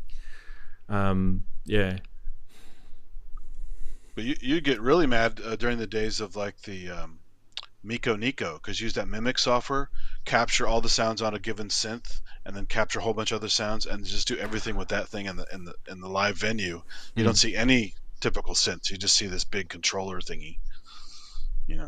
See, that's why I used to love, in the 80s. I was such a massive. I've talked about this before, but I was such a massive Laurie Anderson fan. She was quite alternative. She was not a well-known artist. She was definitely. She is now, but she wasn't at the time. Only. It was one of those slow burn type musicians that eventually the world sort of went, "Wow, hang on a minute." I discovered the Home of the Brave, and then and she had Moogs on the stage, and she had the MIDI tie, and she had Synclavier 2s on stage, and all kinds of stuff. And she would have gone through all the issues that all of those, the reasons why people don't bring Moogs on stage, because they go out of tune, and she had all that stuff, and I can't remember, there was a girl that she had that had crazy sort of spiky hair that was her synth player. I'm just forgetting she has her a name. whole pen of stuff. Yeah. She was really, really good. But all the sounds were just plumb. They were just so on perfect. They were tight. But she even did a cool thing with the drum pants, you know, with the triggers in the body. Yep. Where you're playing stuff, and she did all that stuff. It was fun. You know, just what was that? She was a good physical performer. There was that album that she brought out before Home of the Brave that sort of took her off. And there was that song. Was it Aeroplane or something? Was it Aeroplane? Oh, Superman, isn't it? Oh, Superman. Superman's the big one. That's it. Yeah, the vocoded one. Yeah, the vocoded one. That's so clever, though. I mean, like, you listen to it now, Very you probably clever, think it's a bit silly now, but in the day, that was Imogen Heap so clever. owes a lot of her stuff to Laurie Anderson. Yeah, she's done a lot of that kind of stuff. Yeah, but to me, like, I was lucky enough to see her as well. So, and I mean, I guess that's probably why I'm still really influenced by her, because I saw her live. It's a bit like, you go see a band live, and if they do a really good job, you will never forget it. You will always be like, you'll be like that. Yeah. I mean, I saw Van Halen in Australia. Van Halen rarely played in Australia, and I saw them in the 90s, and they were this is when they had forget the name of the bass player. Sammy Hagar. They had Sammy, but the bass player used to swig on the Jack Daniels. Oh yeah, and he used to spray all over the audience. You wouldn't be able to do that these days. Yeah, no. We had a Jack Daniels themed guitar. Yeah. But I just remember there was, I don't know if you guys you know a little bit about Eddie, rest his soul now, he's passed on, but he was a really big synth guy. He loved Oberheims. He was a massive synth guy, and we had to fight with David Lee Roth all the time about that. Yeah, because David Lee Roth didn't want it. Yeah, but guitars, but if you ever watch him play live, you could see he was an artist at work. So he was really, you could see him kind of just, I mean, he was a performer. He definitely connected with the audience, and you saw that, but being a show off with the drill and on the guitar and, that sort of stuff. But when he was doing, the synth stuff, and it was just really, really cool to watch. I loved it. Well, as the story goes, Eruption was a one-take thing. He just walked in the studio and just banged it out. Yeah. Well, crazy. Is it Beat It, where he did the guitar riff for Beat It with Michael Jackson? Yeah. Same thing. Yep. Well, same thing. Barry Gordy. One take. One take did it for Barry Gordy or something. So. Yeah. So that's him. He's such a professional at what he does. I mean, the guy used to practice and practice and practice and practice and practice, like like you wouldn't believe. So that's why he was so good. We look at it and think, wow, this guy's incredible, but it was such hard work and constantly trying things out that got him there. And you bring that back to what you guys do in your studio. Like I always say, like, if you ever want to get better at something, just learn from the best. Practice it. Learn how someone played something, and that will take you then on a journey, for yourself. But then you watch that famous clip in concert where someone gave Eddie a poorly tuned guitar, and the whole song gets all screwed up. Yeah. Have you heard that? Yeah, I've seen it. I've seen the video. They keep trying to play through it. I'm like, stop playing and just start over again. Yeah. Or just do that. Just toss the guitar. Just get someone to bring another guitar. Yeah, it was really bad. Yeah, it was. It was so bad. Yeah. Interesting. But these things happen, and I mean, I go back to the same one where I saw Jean-Michel Jarre having problems with the memory mode. That's the same, and that wasn't that long. That was 2007, so that wasn't that long ago. Yeah. And he was getting so pissed off. I remember, it was like, come over here, telling people to, it was. It would have been really annoying. Behind him learned to fill in, right? Wasn't he filling in for him for the parts that were missing? So. Michael Gies, wasn't it? I think the other guy. Something like, Yeah. I mean, so it happens to the best, right? Eddie Van Halen, John. That's it what he happens gets for the taking the best. vintage stuff out. You know it's going to Yeah. happen. But So but he did that for us. This is the thing. Like it let him down, but no one really cares because what it No, it does, was it shows part that of the fun, it shows that it's all fallible. That's the reason why, synthesizer technology has changed and evolved because artists don't want this stuff breaking down and going out of tune. These days, you've got to worry about things crashing. Yeah, exactly. Yeah. What was that product we were talking about the other day? But it'll crash. The Arturia thing, right? The Arturia Astro Lab. The Astro Boy, yeah. Astro Boy, yeah. So, Sorry. I wonder if that thing's going to crash on people. Be interesting, wouldn't it? I said, won't it? It'll come halfway through. Update needed. Yeah. I mean, that's why I sold the we seem to have encountered a problem. hardware does do it. Like I had a Yamaha RM1X, and it might have been faulty, so it may just have been the one I had. But that's why I sold it, because I was getting massive MIDI clock jitter issues with it. It would literally, you'd sequence stuff out, and it would kind of freeze for a split second, and everything would just go out, and I'd be like, "I'm recording this, you." Throw it at the wall type thing, and I just had to get rid of them. Synths, like Justin, who shows up in PSN and the pub a lot, Justin Havu, and he was talking about the Ensoniq VFX, and because he's a great riffer. I mean, he can just jam, right? Yeah, hands are flying, a lot of polyphony, and his VFX started locking up a lot because it couldn't handle his throughput. It's the digital stuff wasn't fast enough. Yeah. Most people weren't shredding back then on those. They were just doing pads and stuff. Yeah. But when he was really giving it a work, it was starting to lock up on him. Well, that was the thing. Like when the new breed of NPCs came out, and you could just see all these people jumping onto social media and saying, "I got it to crash." I was kind of like, "Look at me, I'm a hero. I got it to crash." What were you doing? Yes. Well, the thing has a limitation. Like it literally has a finite amount of memory. It's a CPU. You are going to make it crash. Like, you're not a hero. It's like, I could probably get my Mac to crash if I did. Wouldn't even be hard. Literally do about 15 VSTs on it and link them all to the same MIDI controller and play a massive big chord. It'll probably crash. Especially some of those Roland Cloud ones. They literally chew up CPU. It's incredible how much CPU those things chew up. That's why I was so impressed with that OsTIrus emulator. It doesn't chew up hardly any CPU. It's like so nice. I just hope they don't ever do something to the code. Do you know what I mean? How sometimes people do something to the code and then all of a sudden it's using more CPU. Just like you ever use the old Linplug VSTs? Linplug? Yep.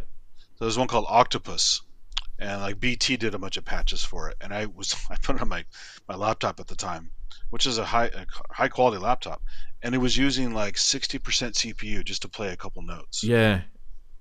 So, geez, this thing's crazy. I've actually bought some VSTs, and the problem with buying VSTs is like you actually really can't get your money back. I mean, you probably could if you sent them a nasty message; they'd probably refund you. But we're only talking about a few bucks in most of these cases, right? And I remember buying one, and I can't remember what it was. It was like an effects or something. And I just couldn't use it because it would, like you said, Andy, it would just be like 70% CPU, and I'm just like, I can't use this. It's like it's crashing on me all the time. What can you do? Yeah. Freeze it. 20 elephant isn't too bad. What's the 20 elephant? 20 seconds. Oh, 20-second startup 20 on the 20 Astro elephant. Lab. 1 elephant, 2 elephant, Wow. 3 elephant, 4 elephant. Wow. Second. Well, I mean, the MPC Live is actually starting up slower than it used to because of all the new software. Yeah, well, if I'm loading my Archive live Force set takes project ages. up in the Force, it takes a few seconds. Yeah. I mean, 20 seconds isn't that bad. Just keep a little monosynth next to your Astrolab so you can noodle while you're waiting for load. So there's still some content. Yeah, we worked it out. We know what you mean now.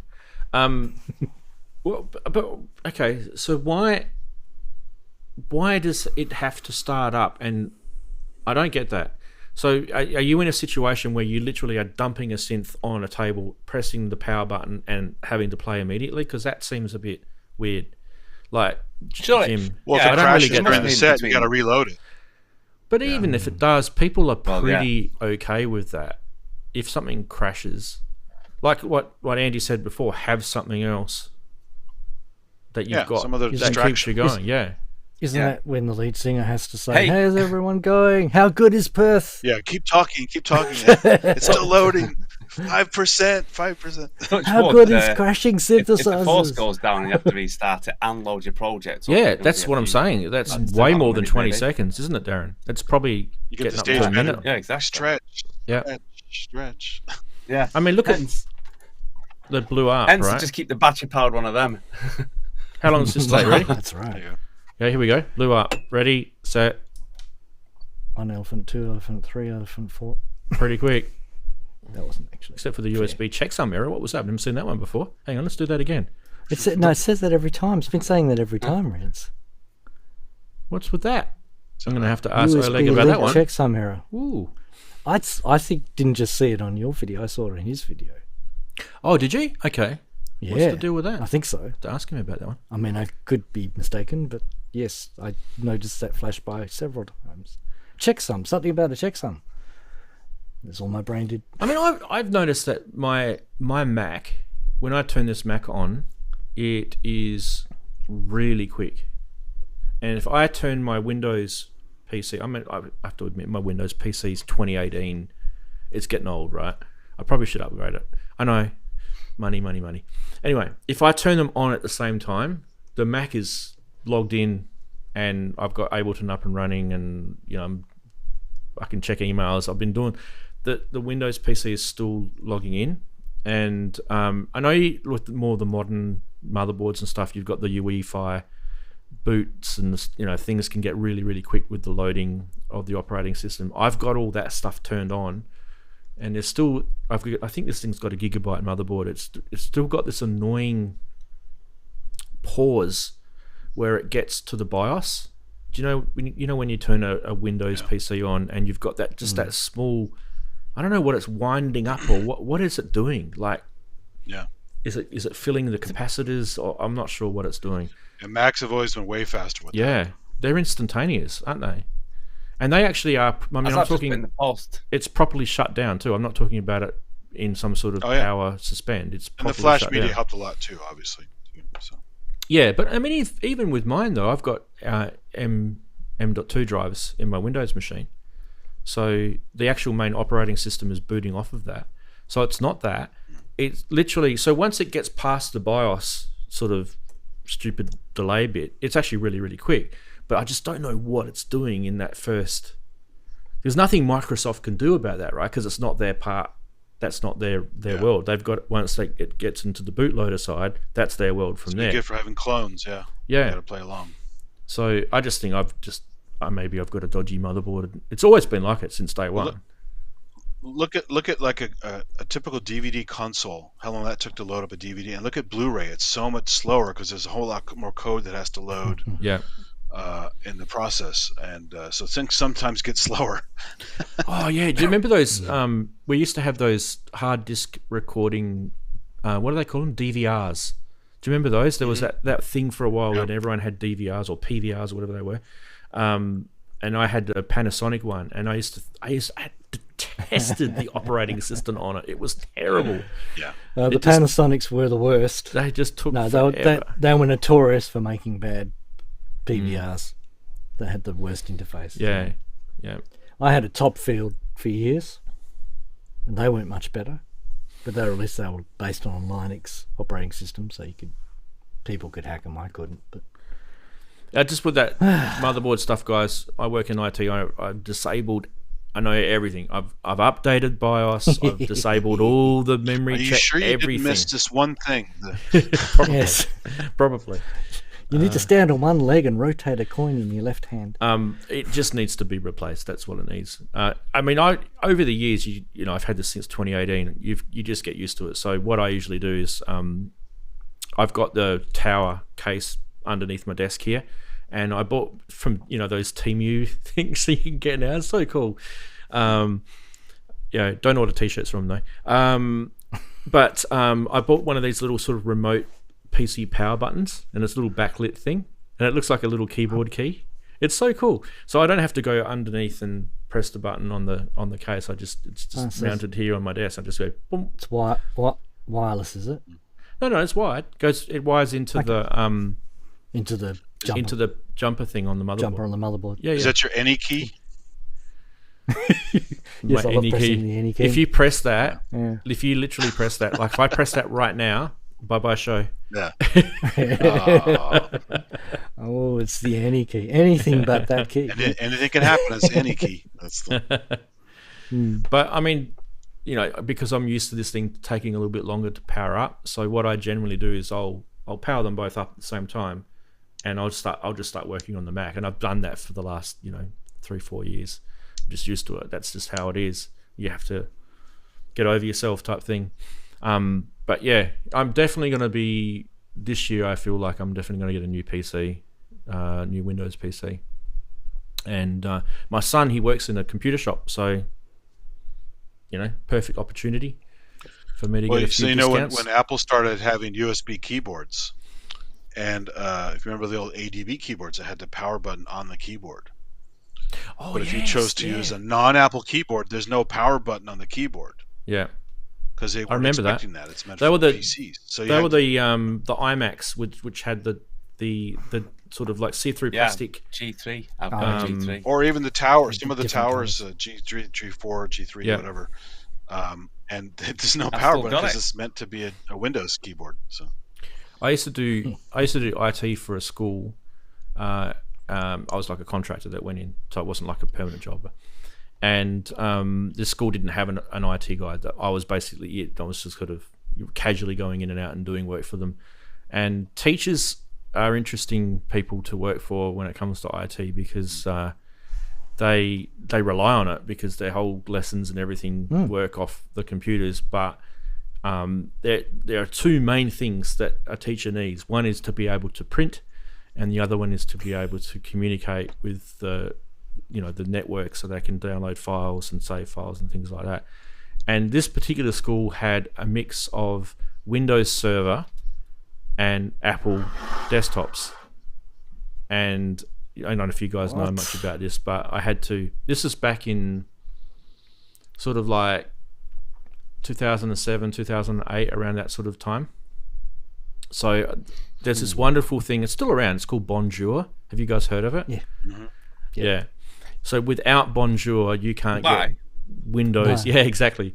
Without it, you can't get Windows to talk to Apple and Apple to talk to Windows. Yeah. And I mean, there's a few. There was Apple files, printing, and all kinds of stuff. Yeah. Exactly. It was. They had this Wi-Fi network, and so Apple works differently at the time. Not anymore, but at the time they worked differently on Wi-Fi than what Windows did, and you had all these kind of just weird, bizarre things happen. Like, for example, that if you had a teacher that plugged their iMac into the network cable, everything would work fine. If they unplugged it and they moved it to the other part of the classroom and they were just on Wi-Fi, they wouldn't be able to do anything on the network except the internet. So they couldn't print, they couldn't find the file. So it was just kind of this quirky stuff that Apple and Windows just didn't like each other. It was like this hate relationship. Yeah. And you constantly try and you'd be battling with yourself to try and work out what's causing this. And I remember one day I was having this conversation with the principal and I said, look, why don't you guys just buy Windows desktops? It really wouldn't be that much of a, and that principal was so Apple, like pro Apple. I think I just you can't possibly expect education to be performed on a PC. Yeah. Right. And all the universities use Apple. All the creatives use Apple. It's like graphic design houses is all Apple-based stuff. Yeah. Yeah, that was the answer. But it's really stupid. Silicon Graphics, when they were still in their heyday, they would want to run their stuff at their desks on Silicon Graphics hardware. Well, they didn't have Office for IRIX, right? You couldn't get Microsoft Office for IRIX, so they had to run soft Windows to run Office on an IRIX box, which is dog slow, but they wanted to use their hardware, but still had to use the business apps. It was so dumb, Yeah. Oh, I remember that. IRIX. Wow. But then eventually they started making NT4 boxes because Softimage and stuff came out on NT4 for graphics, and they had to play along because no one was buying IRIX anymore. Yeah. I remember. Now they're a computer history museum. Well, the SG, we had I think my dad had one because he had a business and they did a CAD like system, and the SGs were the only real decent workstations that had the CAD software on it. This is back in the we're talking late 80s, late 80s, I think. It wasn't 90s yet. So those workstations, they were, I'm pretty sure they were green screen, weren't they, Andy? It would have been the SG workstations with the CAD software on it. Yeah, I can't remember Vector some of those monitors details, or something. but yeah. They might have even had They might have even had a Unix operating system on them, if I remember rightly. Because there was a stage where Unix was kind of like, that was the go-to. It might have been Solaris even. That was kind of like the go-to platform that you could link everything up in your office, and you had like multiple users and stuff like that. They made a Solaris for Intel too. No one ever used it, but it was out. Yeah. But I just remember, because at home we'd have MS-DOS / IBM DOS / Amigas and, all that. It was different, completely different world. And you go to this, my dad's office, and there would be all this kind of bizarre world where there was Unix operating systems and Silicon Graphics terminals with three-dimensional CAD drawing software with trackballs, and it was kind of cool, but it looked completely different to. And I was still in high school at the time. I was like, I was still a kid, so I wasn't IT trained. Did you use OS2 Warp at all? Yeah, I remember using that, but not a lot. I do remember using it. Yeah, I actually thought OS2 was actually a really good operating system. And it was ahead actually, of its time for that. Yeah. I think it was. It's a shame it didn't get the legs that it got, because I reckon it would have developed into something really good. I think Apple did. They did show some interest in it at one stage. I'm not sure why it ended up, drying up. But we obviously know that Microsoft went their way. Yeah, but yeah, it's funny. Wagyu mentions Novell NetWare and the thing. When I first started in server-based stuff, it was a Novell NetWare architecture. Yeah, same. And but every morning I would come in to see the command prompt, and the word Abend in German means evening. Yeah. Like Guten Abend, good evening. Yeah. Well, there's a term in Novell, abnormal end, Abend. Yep.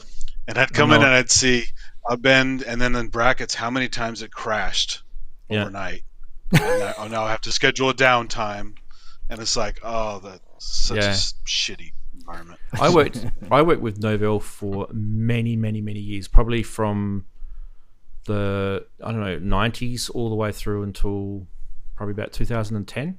So nearly 20 years, I guess. And it was stable and secure as hell, but it was really nerdy. It was, but I mean, there was that stage where you'd have the NetWare servers, which would be all your file servers and everything, and your desktop clients were Windows, and you'd have to use this NetWare client on all the desktop clients. I reckon the best period was when they had this thing called ZenWorks. Do you remember ZenWorks, Andy? Oh yeah, ZenWorks was amazing. Like you could literally get someone to go into their work, and they'd turn their computer on, and because it's got the NetWare client on it, it would boot up, talk to the ZenWorks server, and the ZenWorks server would download and all of the applications that has been updated for that particular user, and have it all configured with everything, any restrictions to do with, not allowed to have this, but you're allowed to have that. All that sort of stuff was all done. And it would tell them that it was installing stuff, and then 5 minutes, bang, they're up and running and using everything they needed. That was NetWare 5, right? Was that NetWare 5?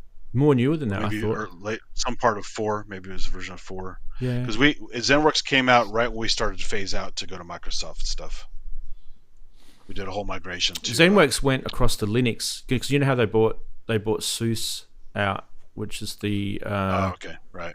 So ZenWorks kind of crossed over that divide, and yeah, Right. they had this. I can't remember what it was called now. It's Enterprise Linux or something. SUSE Enterprise Linux. SLES. We finally drank the Microsoft Kool-Aid, just converted everything to Microsoft. We got rid of Novell and all the other stuff. CC Mail, horrible CC Mail, and all that shit. It was terrible stuff. Oh, I mean, it's now history, right? It's like, it's like I had this accountant that I used to do IT work for, and he had this really, really old legacy system. I think I told you guys the story anyway, and I imaged the whole thing and put it onto a virtual server.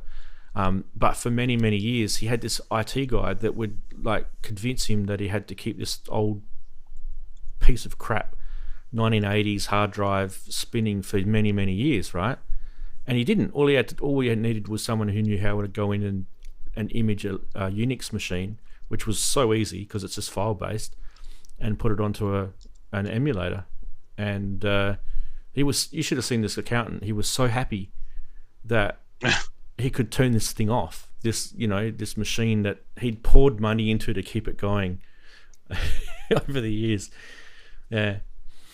Hey, we should probably finish the show because we've just bored everyone talking about IT. Sorry, guys. Nerd time. Yeah. IT. I've got to get up early in the morning and coach the kids' soccer anyway. Coach the kids? So have I. Excellent. I've got to get up early for work. You're already... What do you mean get up early? You're already like... It's only daytime there. What are you talking about? It's going to bed now. Going That's how serious it is. It's going into evening. I've got things there to work on. Yeah. I know what you're 10 saying. jobs ahead, mate. He's 10 jobs ahead. I know what you're saying, mate. I'm just Working egging you backwards. on. And Smithy's over on the east. It's 2:16 a.m. over there. Yeah. All right, guys. Well, big thanks for everyone. Hope you enjoyed the show this week. There was some interesting stuff, I thought, and nice to have you guys on, including Ian, who's gone. But Daren, nice to have you, mate. Go do your stuff. 12:56 tomorrow. Andy, 12:56. 12:56 for Daren. That's a hint. All right. Chris, thanks very much, mate, and all the best to everyone. Bye bye. See you guys. Bye, everybody. I'll take care. Take care.